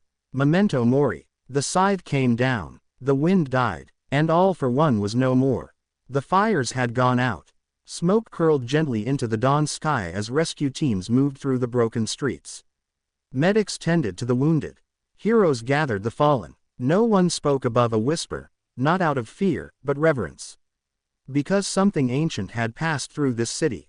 Something final. All Might sat on the edge of a cracked fountain, wrapped in bandages, a blanket around his shoulders. He looked smaller now, older, but his eyes were clear. Izuku stood nearby, silent as always. They didn't speak for a long time. Finally, All Might broke the silence. You saved me. Izuku didn't respond right away. I let him live long enough to finish his role, he said quietly. Then I ended the story. All Might looked down at his hands. You could have killed him earlier. Yes. Why didn't you? Izuku looked to the horizon. Because I am not a hero. All Might nodded, slowly. No, you're not. A pause. But I'm proud of you. Izuku turned slightly. Not a smile. Just a stillness that felt like gratitude. As the sun rose over the ruins of Hosu, casting golden light across the fractured streets, Izuku vanished into shadow once more. And for the first time in a century, the world was free of All for One. There was no cheering, no parade, just silence. The kind that follows when a story ends. And a new one begins. The world didn't know how to react. All for One, the man whispered about in the darkest corners of villainy, the symbol of untouchable evil, was dead. And not just defeated, erased. By a boy wrapped in shadow, wielding a scythe that cut through time, power, and legacy in a single, final arc. They replayed the footage across every screen, every headline, every corner of the internet. A storm of flames. All Might collapsed, and then the silhouette appeared from the smoke like something out of an old myth. No cape, no smile, just inevitability. A scythe raised, a whisper caught on shaky microphones, memento mori. And then, nothing. No explosion, no scream, just silence, and ash. HPSC headquarters, emergency assembly. The conference room was packed. Dozens of high-ranking officials, all pale-faced and tight-lipped, sat in tense silence as the footage ended on the large screen. A younger agent stood, trembling slightly. He killed him. In front of everyone. Just cut him down. There was no trial, no process. Because death doesn't hold trials, Nezu said simply, paws folded on the table. Heads turned. The principal stood calmly at the end of the table, expression unreadable. He told us from the beginning, Nezu continued. He would act only when the balance was broken. He gave you your chance to contain him.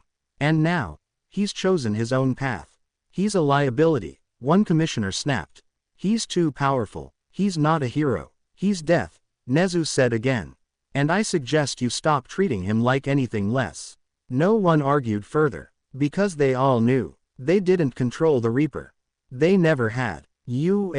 Dormitory. Common room. The TV was on. No one was really watching it anymore. The footage had played over and over. All for one falling. The scythe glinting. The shadows curling in like a closing book. Class 1A sat in silence. Zero ran a hand through his hair. That was really him, huh? I didn't think he'd actually kill him, Kaminari said, voice quiet. Hiroshima crossed his arms. He didn't do it like a hero. He didn't even hesitate. Maybe that's the point, Juro said, hugging her knees. Maybe he's not trying to be one. They looked toward the corner. Izumi sat curled in her seat, eyes locked on the screen. She hadn't blinked in minutes. She didn't speak. No one asked her to. Eventually, Mina stood. She didn't say where she was going. But she knew. Rooftop. The wind was gentle tonight. Cool and quiet. The kind of breeze that carried ghosts with it. Mina stepped onto the rooftop and found him immediately. Izuku stood near the edge, robes fluttering softly. His scythe rested against the wall beside him, untouched. In his skeletal hand, he held a small bird, no larger than his palm. A baby, still, lifeless. She didn't ask what happened. She just watched as he lifted it gently, whispering words she couldn't hear. The bird shimmered faintly, and then lifted, its soul rising into the sky like a fading spark. Gone. He stood there in silence for a while. Then he spoke. I've guided heroes and killers. Infants and mothers. But it never gets easier when they're small. Mina stepped beside him, arms crossed, eyes soft. You're still human enough to say that, she said gently. Izuku tilted his skull slightly, as if considering it.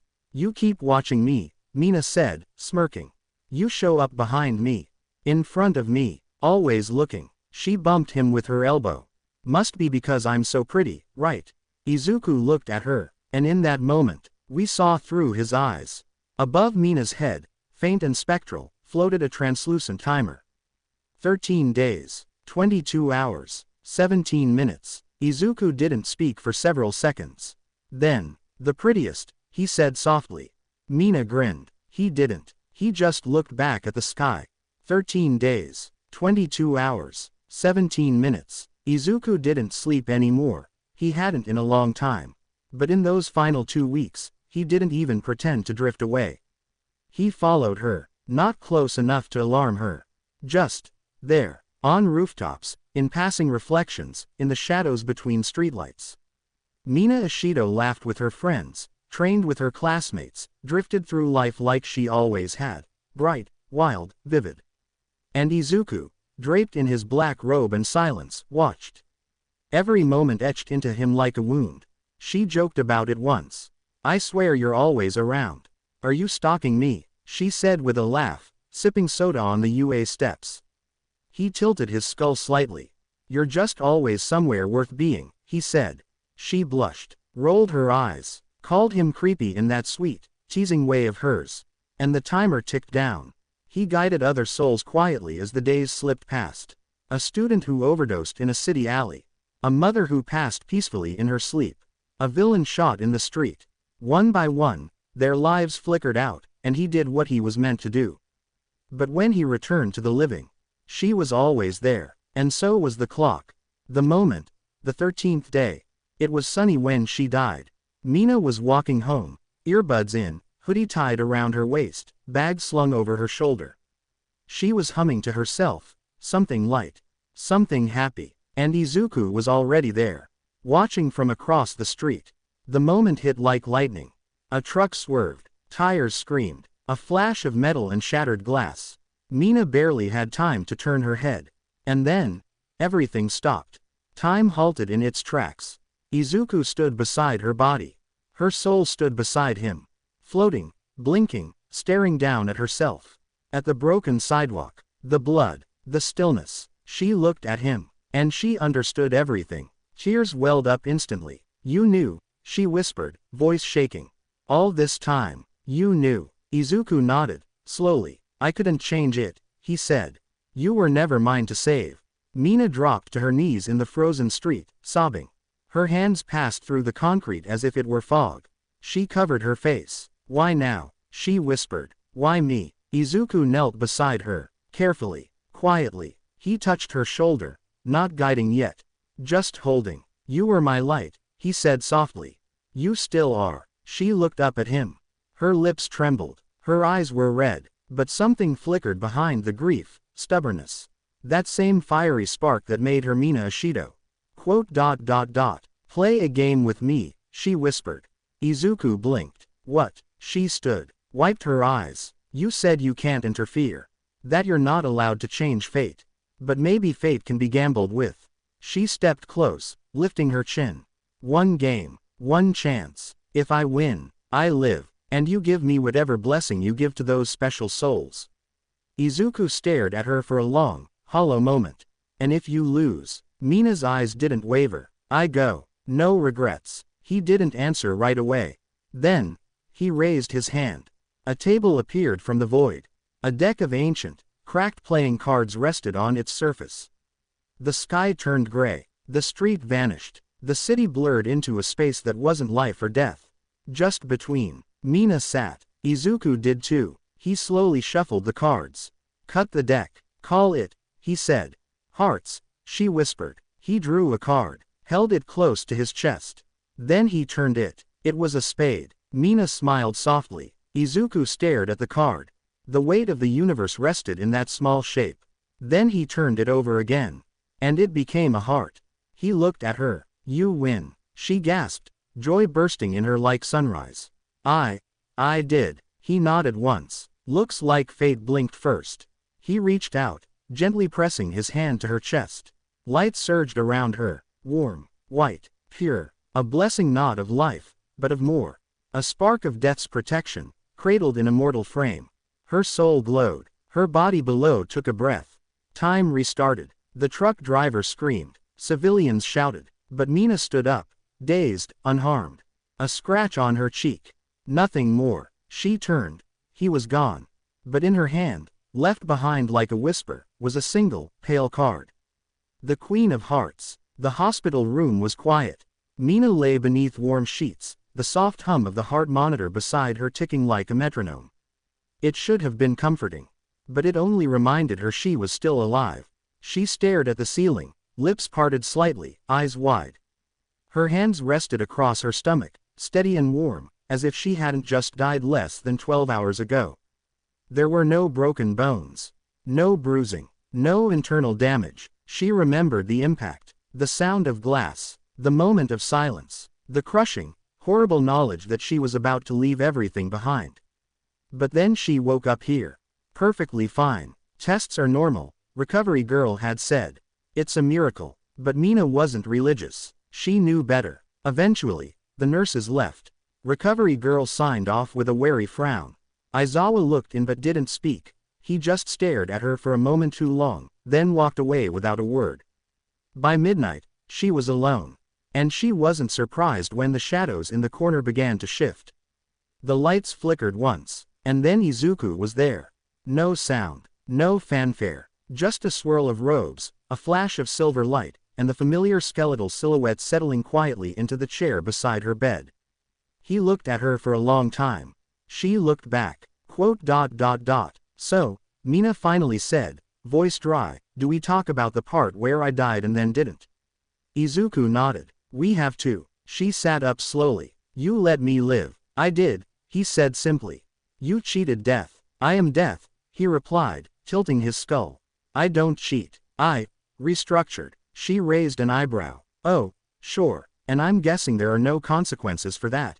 There was a pause. Then he said, "We're betrothed now." Mina blinked. Quote. What? It's an ancient law, he explained. Rare, but binding. When a soul cheats death by chance and death allows it, the soul is tethered to death until the cycle completes. Tethered, as in, you will live as long as I exist. You will die when I move on to the next life. You will follow. She opened her mouth, closed it, then finally said, "You're joking. I don't have the vocal cords for that." She stared at him. He stared back. Quote. Betrothed. Yes, like, married. More metaphysical than legal, he said calmly. Though it carries similar weight. Mina let her head fall back onto the pillow. This is the weirdest proposal I've ever had. Izuku reached into his robe. From within the folds of the shadows, he pulled something small and shimmering. A ring. But not just any ring. It was forged from silver and obsidian, but constantly shifting, like oil floating across the surface of a star. Colors bled through it, impossible to name. Shapes moved just beneath its surface. Every glance revealed something different. This was made from the condensed souls of the unworthy, he said gently. Those who tried to manipulate death. Lie their way out. Escape what they'd earned. Mina slowly sat up again, eyes fixed on the ring. Quote. It's beautiful. It's also cursed, he added lightly. But it responds to love. You really don't know how to flirt. I've been dead a long time. He slipped the ring onto her finger. It pulsed with a quiet warmth. She gasped. In that moment, she felt it, a presence awakening in her blood. A power not entirely her own. Like her body was a house with one extra window now, one that opened to somewhere vast, cold, and infinite. And in her chest, her own quirk stirred. Brighter, sharper, stronger. You now bear a shard of me, he said. You can call me whenever you're afraid. You can feel when I'm near. Your quirk is enhanced. And, you cannot die. Mina stared at her hand. This is insane. Correct. Then he leaned forward, and gently bumped his forehead. Well, his skull, against hers. A bone-deep thunk. Mina blinked, stunned. Did you just skull bump me? It's customary, he replied. In certain cultures of the forgotten dead. She started laughing. She couldn't help it, and for a moment, just a moment, he smiled too. Not with lips, but with presence, with the soft shifting of his shadows around her. Then he stood. She looked up at him, ring still glowing on her finger. Quote. What now? She asked. I return to the silence, he said, already fading. You return to life, but we're betrothed. Yes, his voice echoed now, half present. But we have time. The shadows swallowed him whole. And she was alone again. Mina looked at the ring. It pulsed once. She touched it, exhaled, and lay back down. Eyes wide open, thoughts racing, heart beating. Author's note. Can you guys tell I really like Mina? 3. Extra non-canon, maybe, scene. Somewhere in the space between thought and starlight, between dying suns and forgotten gods, two beings sat cross-legged on a floating slab of obsidian. One of them was a skeleton in a black robe. The other was an ancient bird-headed god in a crisp white robe and a surprisingly tasteful pair of moon-themed slippers. Between them floated a gently steaming pot of tea. Astral tea. Very exclusive. Khonshu raised his cup. To death, he declared, voice echoing across dimensions. On your, what do mortals call it? Betrothal. Izuku slowly lowered his cup. I did not plan that. Khonshu leaned back, wings rustling smugly. No one plans marriage, dear bony one. It just happens. 1 minute you're watching a soul fall apart, the next you're bound for eternity. Classic. Izuku took a long sip. The tea somehow tasted like dusk and the sound of bells. How's Bastet? He asked after a moment. Khonshu paused dramatically. Still mad I brought her a mummified cat as an anniversary gift. Was it alive? Ish. Izuku gave him a slow look. She said I have commitment issues, Khonshu muttered. I wonder why. They drank in silence for a moment. Stars drifted lazily past their platform. Somewhere far below, a galaxy sneezed. Finally, Izuku stood, his form rippling like mist. I have to go. Izuku waved lazily. Tell the other me I said hi. He's been moody lately. Too much brooding, not enough vengeance. I'll pass it along. Oh, and tell your ghost girlfriend she's cute. Khonshu says. Izuku vanished. Khonshu sipped his tea thoughtfully. Quote. Gods, they grow up so fast. The hallway was dimly lit, cold, echoing with panicked footsteps and distant gunfire. Izuku Midoriya, Death himself, walked forward in silence. His scythe dragged behind him, not out of laziness but as a warning. It scraped the concrete, whispering ahead like a serpent's hiss. Mors indignus. The words left his skull like a curse. Unworthy death. His first strike came without hesitation. A Yakuza guard screamed, rifle raised.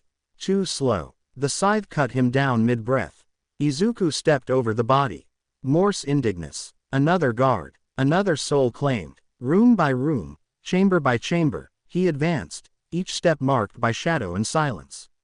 The halls ran red, and the air thickened with something colder than bloodlust.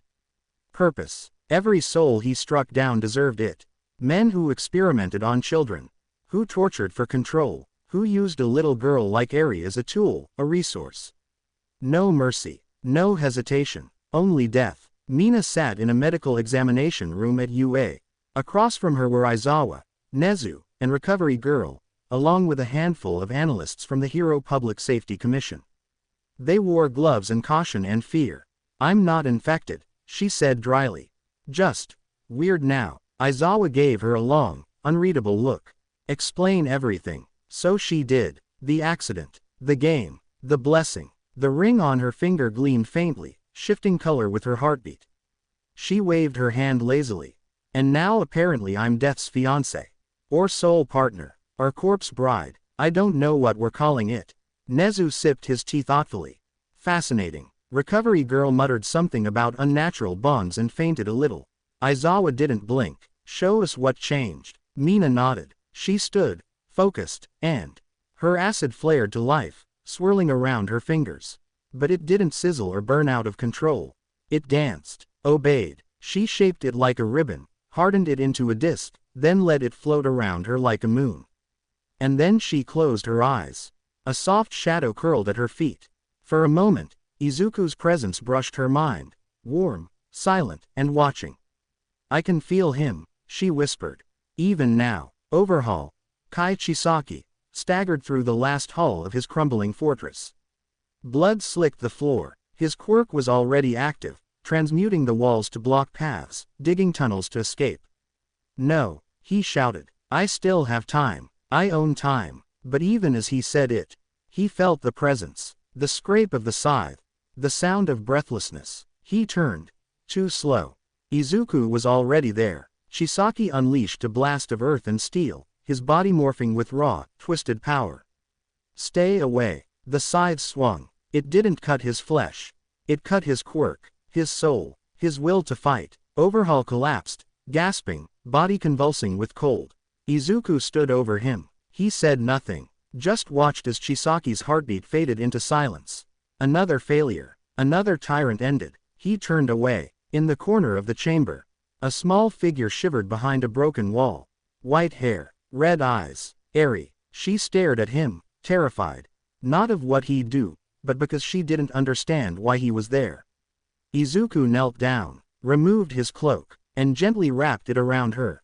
He didn't speak. She blinked up at him, lip trembling. Then her small hand found his bony fingers. She held on. At UA, Eraserhead's phone buzzed. He answered. Silence. Then a single phrase from the other end. Death has struck again. He stood immediately. Where? Sirens wailing. Pro-heroes racing through destroyed city blocks.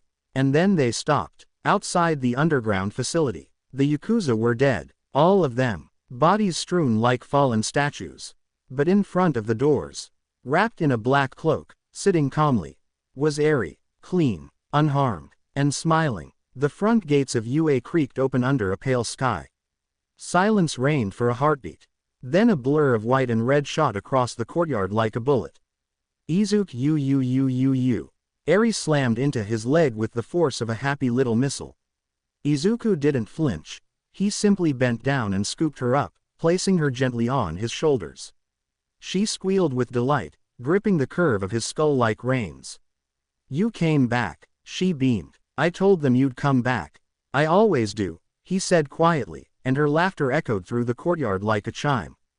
Behind him, Mina stood frozen. Her face was red, not embarrassed red, thermonuclear flustered red. She stared at Izuku's back, then down at her hand. The soul-forged ring shimmered, swirling in impossible colors. Married. I'm kind of married. A tiny puff of smoke curled from her ears.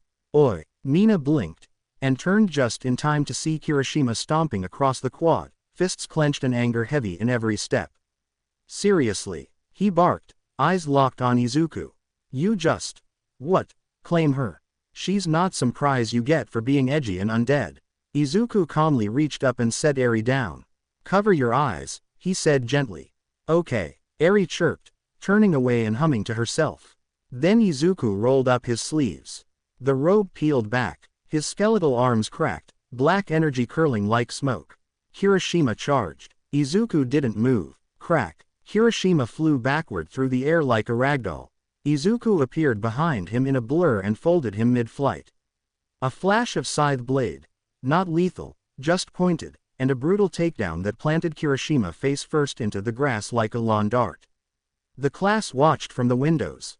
Momo fainted. Kaminari screamed. Bakugo cackled. Izuku adjusted his sleeves. I don't take what isn't freely given, he said flatly. She chose. Kirishima groaned into the turf. Eri clapped happily. That was awesome. Staff room. Truth in shadow. The room was dim and quiet as Izuku sat across from Nezu, Aizawa, Recovery Girl, and a few shell-shocked analysts. He explained everything. The game with fate. The binding law. Mina's resurrection. The nature of her blessing. She now bears part of my power, Izuku said, hands folded neatly. She is not death, but she is marked. They asked questions. Is she immortal? No, not fully. Can you undo it? No, I wouldn't if I could. Does she understand what she is now? She will. They dismissed him shortly after. Not because they were done, but because they needed time to process. As always, Izuku gave them space. The veil between worlds, a lesson in letting go. Mina stood in the space between life and death. It was like walking through a dream. Gray skies, no wind, no temperature, just stillness. Izuku stood beside her, silent as always. She looked around, blinking. So this is what it's like for you all the time? Yes. No wonder you're dramatic. He didn't reply. They arrived at a small, cozy bedroom. A hospital bed sat in the center. A frail little girl lay in it, her chest barely rising. Mina stepped forward. She's dying, she whispered. Yes, but she's just a kid.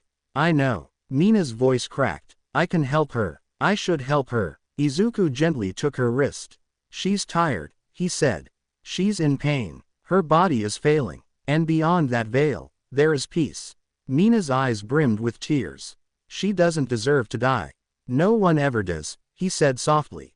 But death is not the enemy. The little girl's soul began to stir, soft and glowing like a firefly. Mina knelt beside her, lip trembling. Is it scary? The girl looked at her, blinking slowly. A little. Mina took her hand. It's okay, she whispered. You're not alone. Izuku knelt beside her. He placed his hand over theirs. And together, they let go. The girl's soul drifted gently upward. The shadows parted, and somewhere far beyond that veil, light waited. The world was quieter than it should have been. Izumi Midoriya sat on the edge of her dorm bed, legs curled underneath her, One for All's energy humming faintly beneath her skin like distant thunder. All for One was dead. She had watched it on screen, rewound it, paused it, stared at the final swing of that scythe. The end of an era. The monster her quirk had been passed down to destroy, gone. And all she could feel was empty. The power still thrummed in her veins. A great storm with no battlefield. A loaded gun with no target. What am I now? She wondered. She tried training, couldn't focus, tried sleeping. Her mind wouldn't shut up. So she wandered, and somehow, without realizing it, she ended up at his door.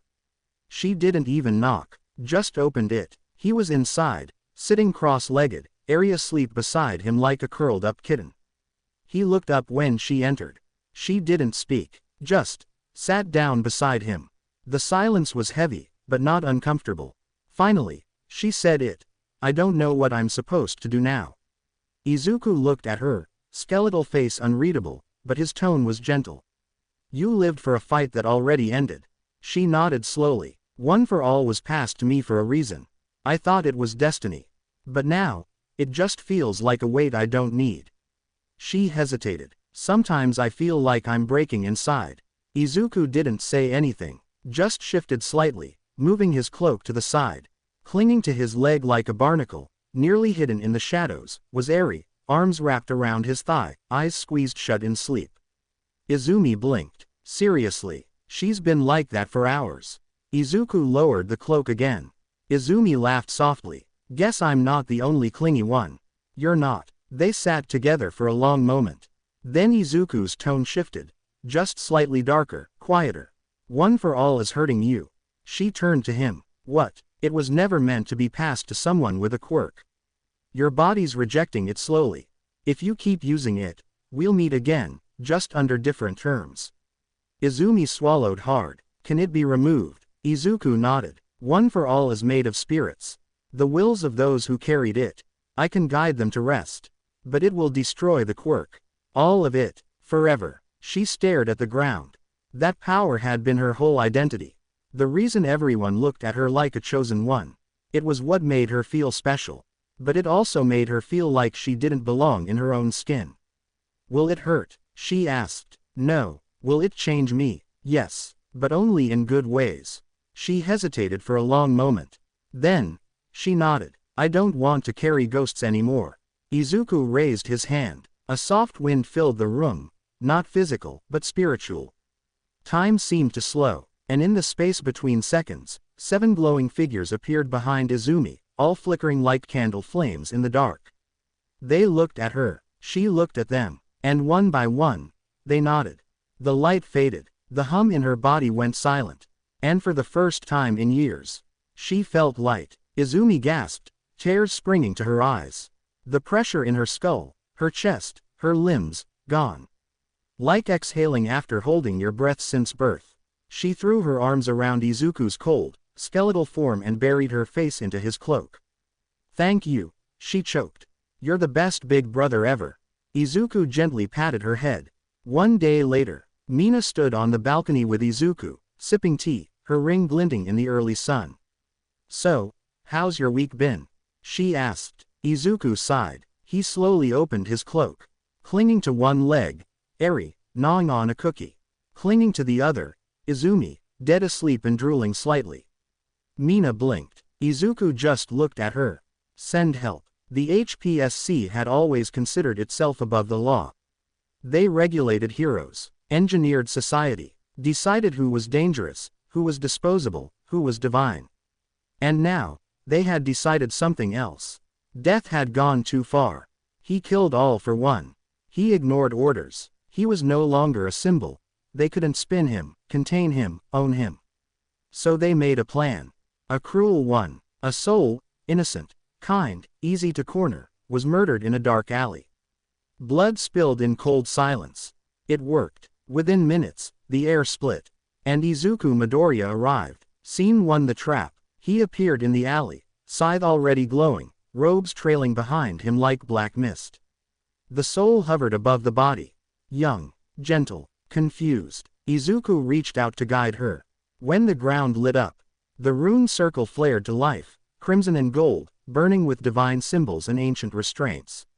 A dozen agents from the commission stepped from the shadows, each holding enchanted seals and magical suppressors. At the edge of the circle, the HPSC president smiled. Well, he said, we finally caught you. Izuku didn't speak. He stood in the center of the circle, silent, still. You've upset the balance, the president continued. You think this world is yours to judge. You're just a quirkless brat with a god complex. The agents laughed. One took a step forward. You're trapped. You can't move. We've cut off your link to the veil. You're mortal here. Another chimed in. You should have followed orders. The president's grin widened. Now we correct our mistake. They raised their hands, prepared to erase him. That's when the air changed. Not visibly, not physically, but spiritually. The temperature dropped. The lights above began to flicker. The rune circle began to smoke. not from overload, but from something deeper. Izuku finally raised his head. His voice was low. You broke the deal. The laughter stopped. What? You made a pact, Izuku said. With Nezu. With me. I would not interfere with your little games. And in return, you would not kill the innocent to summon me. The runes around him began to burn away, one by one. This soul was murdered to lure death. The smoke became shadow. The flickering lights went out. You shattered the balance. The president stepped back. That's impossible. You killed a child, to bind me. Izuku's scythe evaporated, not vanished, dissolved into tendrils of darkness. And then, he changed. Scene 2 Death Unbound. Izuku's cloak blew outward. From beneath it emerged a writhing storm of black tendrils, each tipped with screaming soul fire, each moving like vipers. His eye sockets blazed white-hot. The shadows bent toward him like gravity itself shifted. The agents raised their weapons. Izuku raised his hand. The first man exploded into shadow. No blood, no scream, just silence. Then chaos. His scythe reformed midair, without him touching it, and spun into motion. It danced through the room, carving down agents like wheat, slicing through shields, cutting through screams.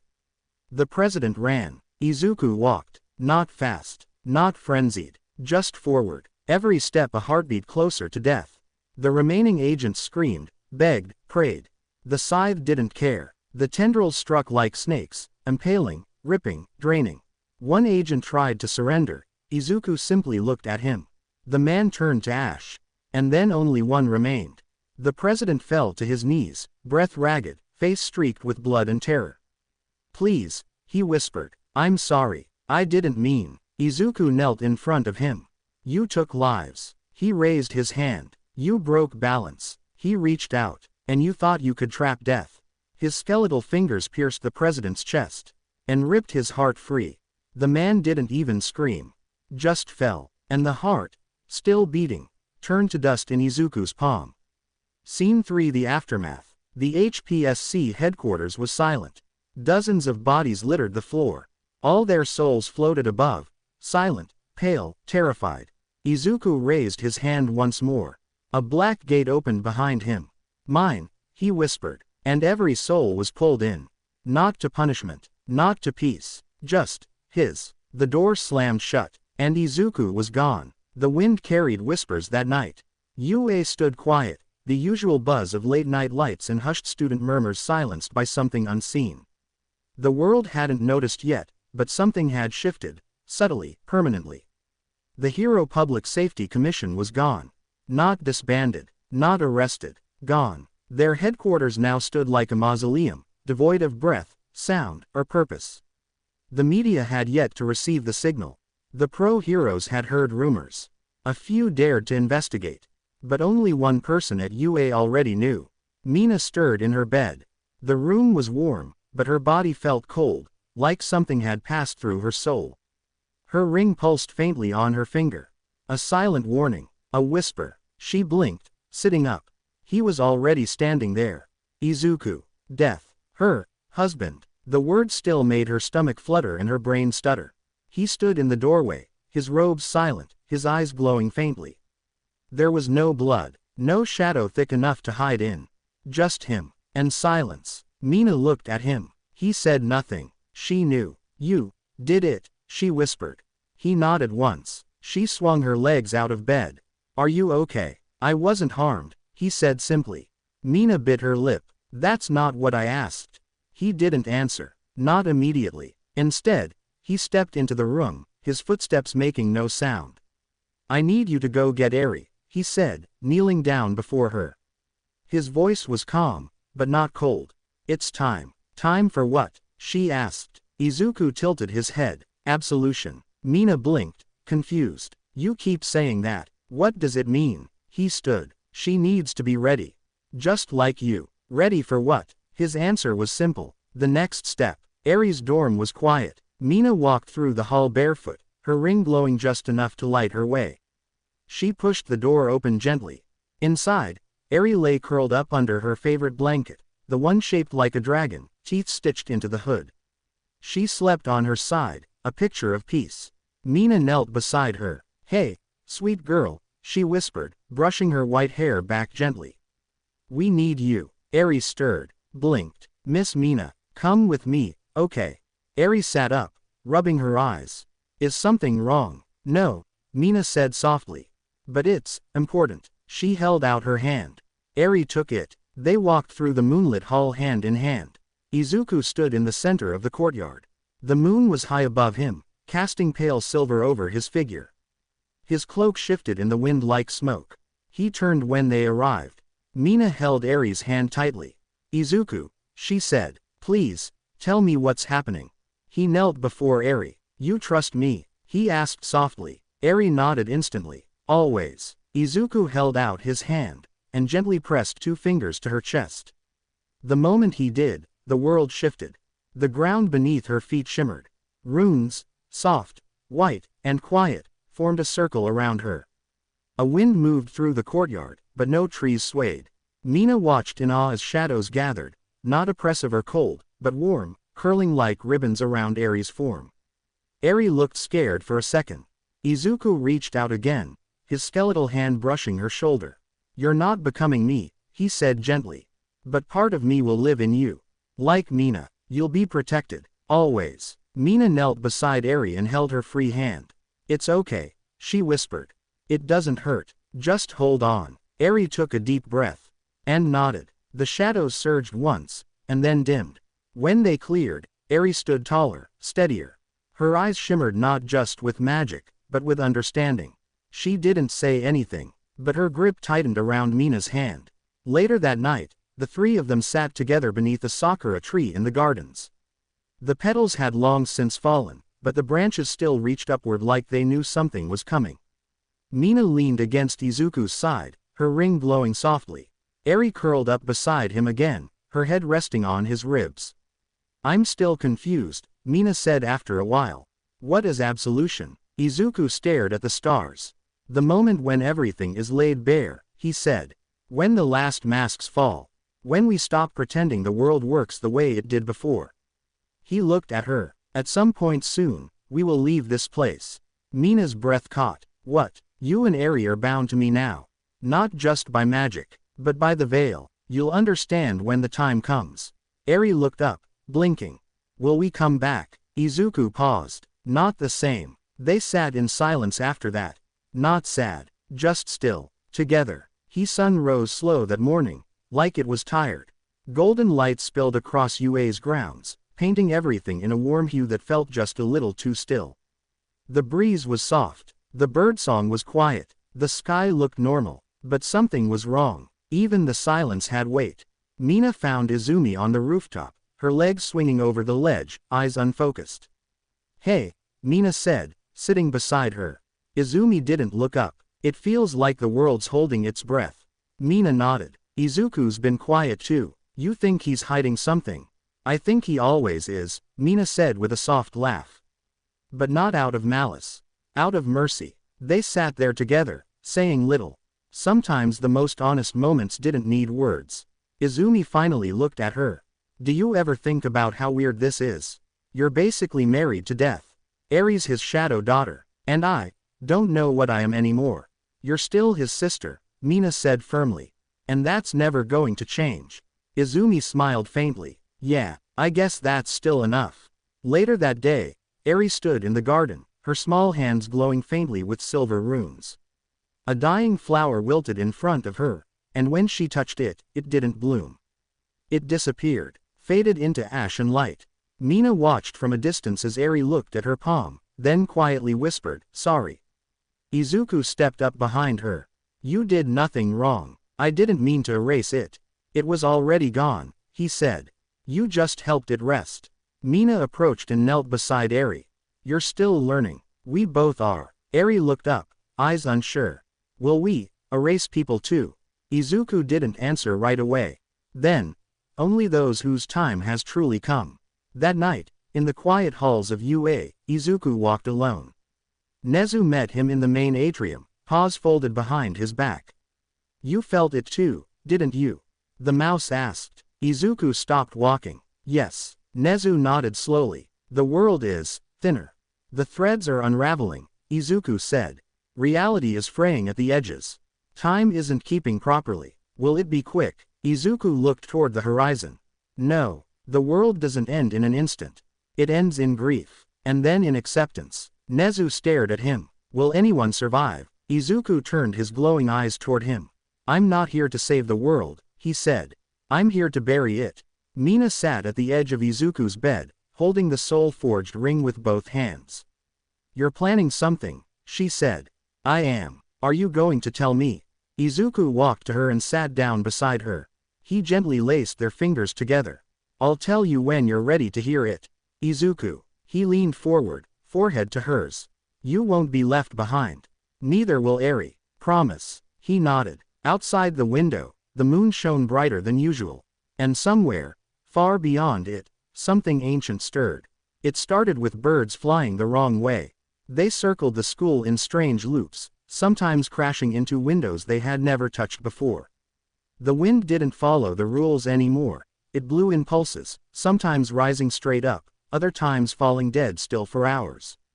No one could explain it, but everyone felt it. Bakugo, usually defiant, sat on the edge of the training field gripping a handful of gravel, staring at the sky as if it had whispered something to him. Shoto had stopped using his flames entirely, claiming they didn't feel right. Even All Might, in his weakened form, watched the horizon like it might collapse inward. Mina knew something was wrong the moment she saw her reflection flicker. It was a blink, a mirror image that didn't quite match. Just for a second, but it was enough. Eri stayed close to Izuku, her small hand often curled around his bony fingers. She didn't speak much, but sometimes, in the quiet, she'd say things like, I think the stars are listening now, or, the moon feels heavier. No one knew how to respond. One night, Mina found Izuku standing on the edge of UA's highest roof. He wasn't doing anything, just watching. She didn't speak right away.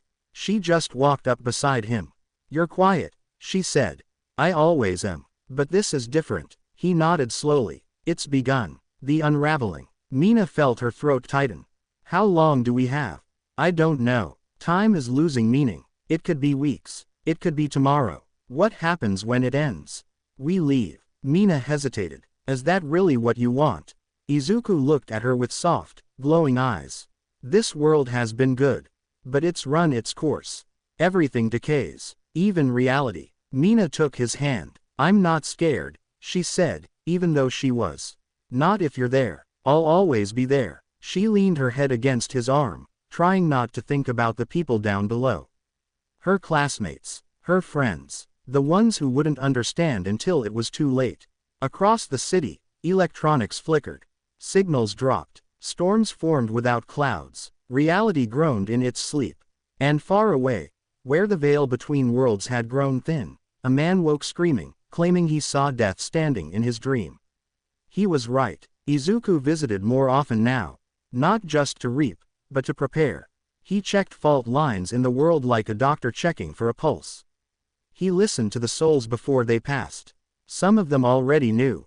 The sky's changing, one old woman whispered to him as she faded. Are you going to take us all? No, Izuku replied, only those ready. She smiled. Good, I think I'm ready. Eri watched this from behind his leg. She didn't speak, but her eyes carried understanding far beyond her age. One night, she came to Mina's room and curled into her side without asking. Do you think we'll see them again? She asked softly. Who? Everyone. When the world ends. Mina stroked her hair. Maybe not all at once. But yeah, I think we'll find them. Eventually. Eri nodded, and fell asleep to the sound of Mina's heartbeat and the distant sigh of wind through cracks in the sky. Down below, Izuku stood alone in the courtyard.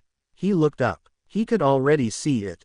A line in the heavens, so faint no mortal eye would catch it. A seam. A promise. Soon. It started with the ocean. Waves that should have rolled gently against the shore instead pulled back, miles and miles of receding water revealing the bones of the sea. Fishermen fled. Tourists screamed. The news didn't even get a chance to report it before the first wall of water came crashing back down. Elsewhere, the earth cracked. In the middle of the afternoon, a rift tore through Tokyo's southern district. It wasn't an earthquake. No tremors. No warning. Just a rupture in the Earth's skin like the world had flinched. Birds stopped flying. Gravity began to flicker in pockets. A child in Musudafu floated off the sidewalk before their mother pulled them back down in horror. Lights bent. Trees turned to ash in an instant. No one knew why, but Izuku did. He stood atop a UA tower, watching clouds swirl in unnatural spirals. Not weather patterns, just decay. He didn't flinch when Izumi approached behind him. "Did you feel it?" she asked, her voice unsteady. He nodded. "What is this? Is it a villain? Some kind of quirk?" "No." Izumi swallowed. "Then what?" Izuku turned his head slightly, glowing sockets catching the dying light of the sky. "It's time." She stared at him. "Time for what?" "The end." Izumi stepped closer, brows furrowed. "The end of what?" "Society." "No." He looked up. The stars were flickering like faulty light bulbs. "The end of everything." She blinked. "That doesn't make sense. Time is supposed to move in cycles. Rise and fall. Rebirth. We fix what's broken and move forward again." Izuku shook his head gently. "That's the lie they tell to make it easier. But time isn't a circle. It's a line, and we are nearing its final inch." He stepped down from the ledge and stood before her, hands at his sides. "This world, this reality, it's decaying. The laws that bind it, physics, gravity, even life, they're beginning to fray. Soon, nothing will make sense. And then, there will be nothing at all." Izumi stared at him, heart pounding. "How do you know this?" "Because death always knows." She looked down at her hands, trembling faintly. "But, why? Why now?" "Because nothing is eternal, Izumi. Not even the universe." She laughed once, sharp and broken. That's insane. You're talking like it's just a routine. Like it's normal." He nodded solemnly. "It is. Stars die. Worlds fade. Even gods sleep. This isn't punishment. It's inevitability." Izumi clenched her fists. "And you're just going to walk away?" "No." He reached out and gently placed a hand on her shoulder. "I'm going to carry what remains with me. What can be saved? The ones who were never meant to fade." She looked up at him, eyes wide. "Eri." He nodded. "Mina." A softer nod. "And me." There was a pause. Izuku's hand dropped. "I can't take everyone. You know that." Izumi bit her lip hard. Then what am I supposed to do?" "Whatever you choose," he said. "You have a gift, even without one for all. You can protect people, ease their fear, be a light in the dark." She blinked rapidly, trying not to cry. "And then what?" Izuku didn't answer at first. Then, quietly, "When it's time, I'll come for you." She stared at him, eyes shimmering. "I'll fight until the end." "I know." They stood there in silence as the sky above them deepened to a color the world had no name for. Far away, another mountain cracked. A city disappeared into the sea. And Izumi Midoriya whispered, "I'm not afraid of you anymore." Izuku touched her forehead gently. "You were never supposed to be." The end did not come in a flash. It came in a whisper. It started in Musudafu. The city cracked open beneath a crimson sky. Buildings folded in on themselves like paper, streets turned to dust with no warning. The UA dormitories collapsed in silence, their lights flickering out as the ground beneath them vanished. Present Mike was the first to vanish on camera, mid-broadcast, his voice cutting out as the screen turned to static. Recovery Girl disappeared in her clinic, reaching for a patient she never touched. Endeavor stood at the center of a collapsing street, flame roaring defiantly until it flickered to nothing and he fell to his knees, swallowed by the void. Mount Lady was crushed by a falling tower that didn't fall, it folded through itself like a glitch in reality. The ocean withdrew and never returned. Time stuttered. Trains floated in place, birds froze mid-flight, the stars blinked out one by one. Then, gravity gave up entirely. A child rose off the ground with a toy in hand, laughing, until she vanished midair, leaving only a whisper behind. The last broadcast in Japan was from a hero no one knew, standing atop a roof, yelling, "It's not a villain, it's the end. It's the end." Then the screen shattered like glass. One by one, they fell. Class 1A stood in formation, holding the line together until their hands turned to dust. Hawks flew upward, higher than ever, until his wings burned away and he fell into light. Nezu sat alone in his office, hands folded. He smiled and whispered, "I was afraid, but now I understand." And then he, too, was gone. The world ended not in chaos, but in surrender. The earth sighed. And then, it stopped. Nothing remained. No sky, no ground, no time, only the void. And in that silence, death waited. Izuku stood on the edge of what had once been reality, cloak trailing behind him like a funeral shroud. His scythe pulsed faintly, the last soul still tethered by fate. Footsteps echoed behind him, soft, defiant. Izumi Midoriya walked toward him with the last remaining gravity in existence. She didn't speak until she stood across from him. "You waited," she said. "I always do." She stared at him. Her eyes were red, not from fear, but from everything she had witnessed. Everyone she had watched fall. "Is it really all gone?" "Yes." Izumi closed her eyes, exhaled, and said, "Then I guess it's my turn." Izuku took a step forward. "I'm sorry. I wanted it to be you. I wanted you to come with us." "Why didn't you?" "Because fate said you couldn't. That your end was here." She gave a shaky laugh. "Figures. I did everything I could," he whispered. "I swear I tried." "I know," she said. A pause. "Then let's make it official," she added. As a formality, Izuku raised his scythe. She lowered her stance. They didn't smile. They didn't cry. They fought. She moved fast. Her body battered by the last fight of the world, her quirk long gone, but her spirit as sharp as any blade. She struck with grace, with desperation, with everything she had left. Izuku blocked each blow, deflected, matched her, not out of pity, but out of love. He let her scream, let her rage, let her fly. She hit his chest and cracked his ribs. He staggered, not from pain, but from memory. They had trained together, once. Laughed once. Cried once. This was their final moment. When she fell to her knees, gasping, she looked up at him. "I knew I couldn't win. I know. But I had to try." "I'm glad you did." She smiled. A broken, tired, real smile. "I love you, big brother." Izuku's scythe lowered slowly. "I love you too." He raised it again, and ended her pain. Light swallowed her gently, lovingly, like it had been waiting for her all along. Izuku closed his eyes, and wept, though no tears fell. When he opened them again, the void was complete. He stood in the veil, silent, still. And then Mina appeared. Her eyes shimmered with understanding. She stepped beside him, reaching for his hand. Eri followed, smaller, quiet, slipping under his other arm. They were the last, the only, and ahead of them stretched a new horizon, one that shimmered with possibility. Stars that had never existed. Lands untouched by time, futures not yet written. Izuku looked toward it all, the last of death's weight on his shoulders. He took a step forward. "Follow me," he said. And they did. The veil shimmered like a final heartbeat, then parted. Izuku stepped through first, scythe at his back, cloak fluttering behind him like the last breath of a dead god. Mina followed close, her soul-forged ring flickering with starlight, her eyes alert, curious. Eri clung gently to Izuku's cloak, her feet barely touching the ground as the three passed from nothing into something new. Their boots hit earth. Real, solid, alive. Birds chirped. The wind carried the scent of pine and ozone. The sky was blue. The grass was green. And overhead, a sun shone that had never seen their faces before. The multiverse had opened, and they had arrived. They stood at the edge of a wooded ridge, overlooking a city they didn't recognize. Towers of metal and glass, moving vehicles, buzzing streets. But something was off. The architecture. The energy. The very feeling of it. This wasn't their Japan. Izuku scanned the horizon. No veil. No cracks. This world is stable. Mina blinked. "So, we're really here. This is it." Izuku nodded. Eri took a deep breath. "It smells nice." They stepped down into the trees, making their way toward civilization.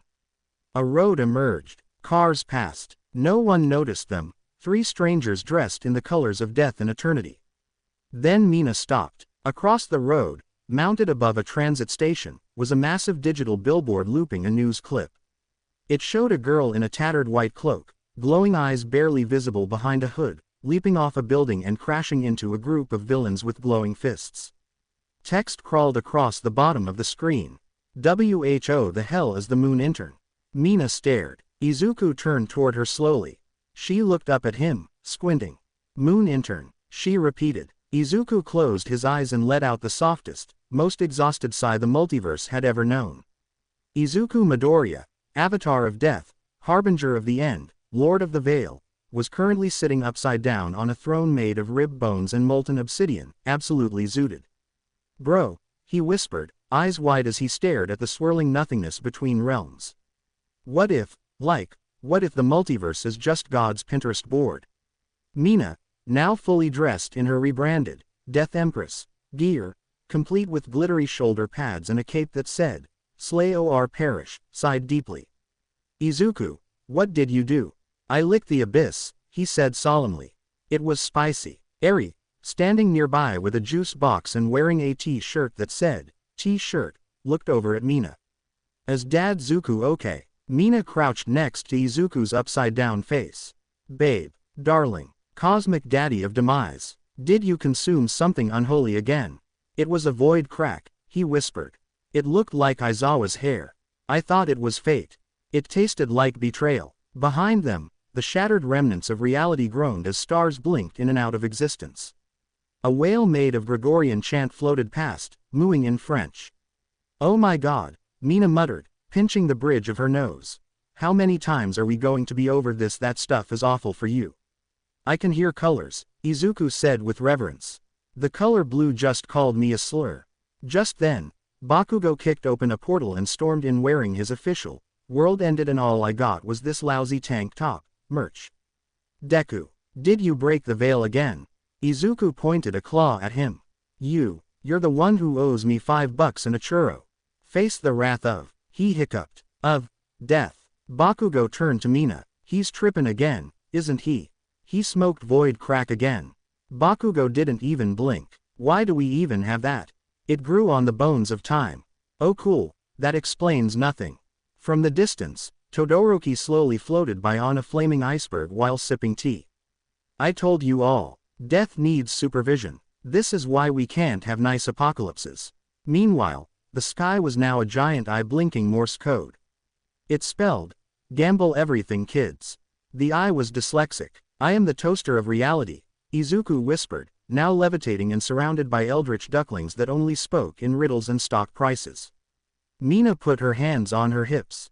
Okay, that's it. Eri, grab the sleep bat. Eri smiled sweetly. Yes, ma'am. Wait, Izuku squeaked, eyes going wide. Bonk.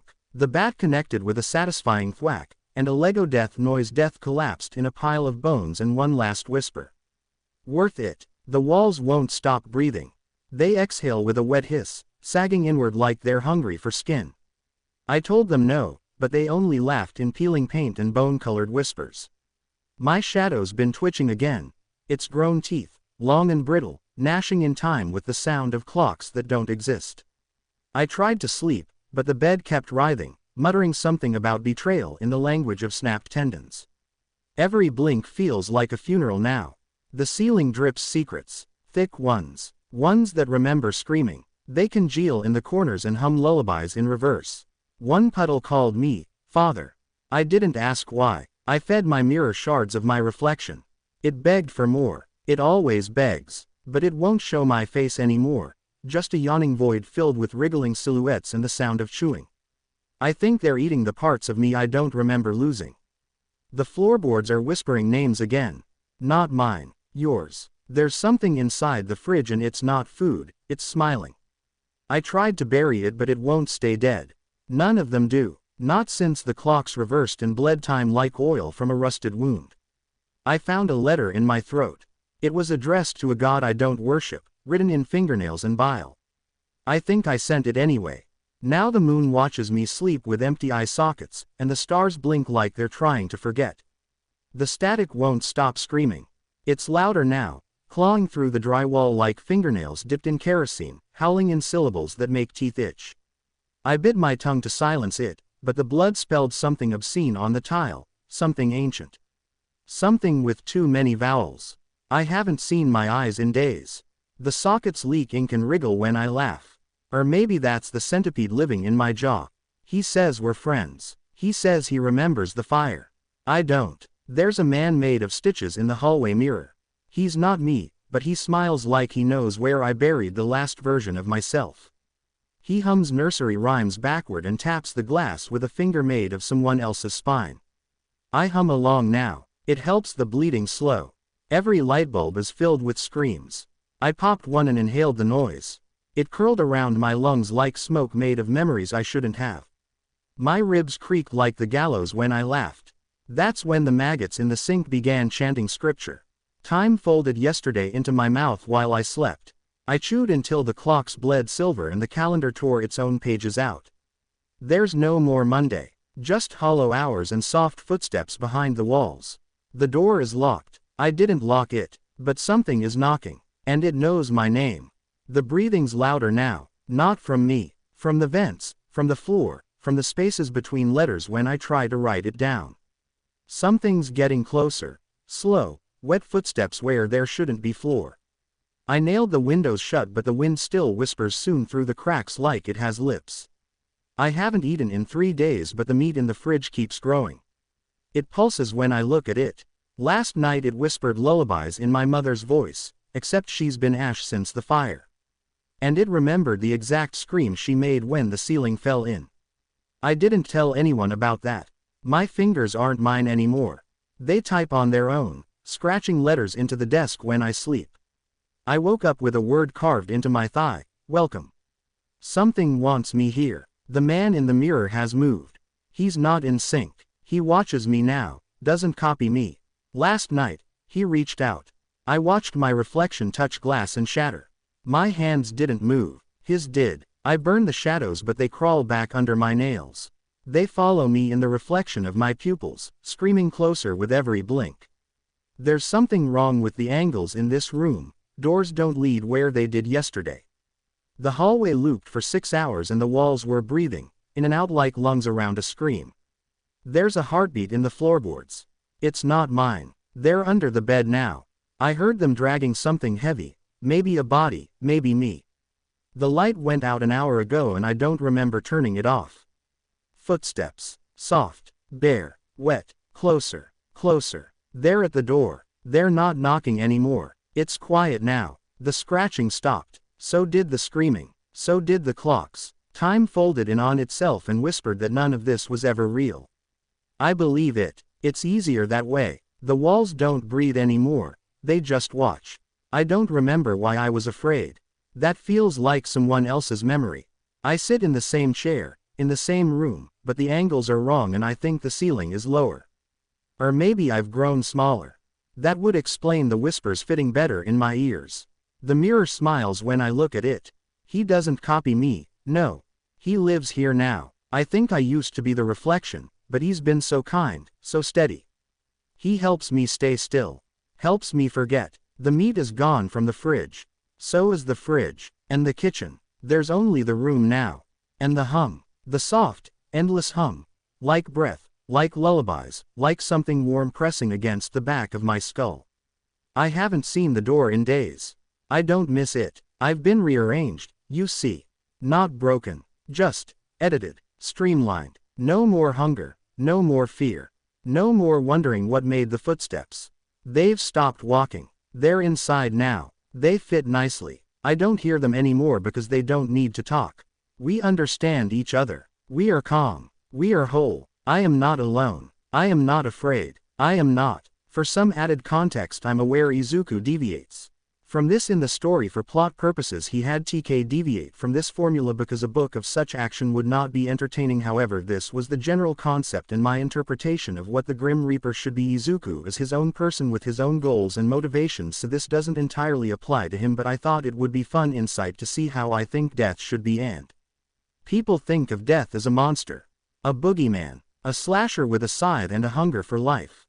But I never saw it that way. Not once. To me, death is not cruel, it's constant.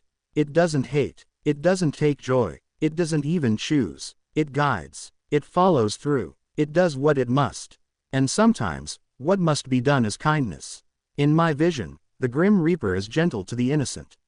A hand reached out, not to drag you down, but to lift you beyond pain.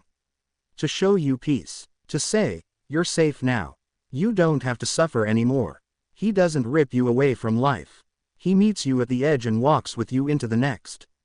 But this same Reaper, this guide, this constant, he is cold to the wicked. Not angry, not vengeful, just cold, detached. He doesn't scream or curse.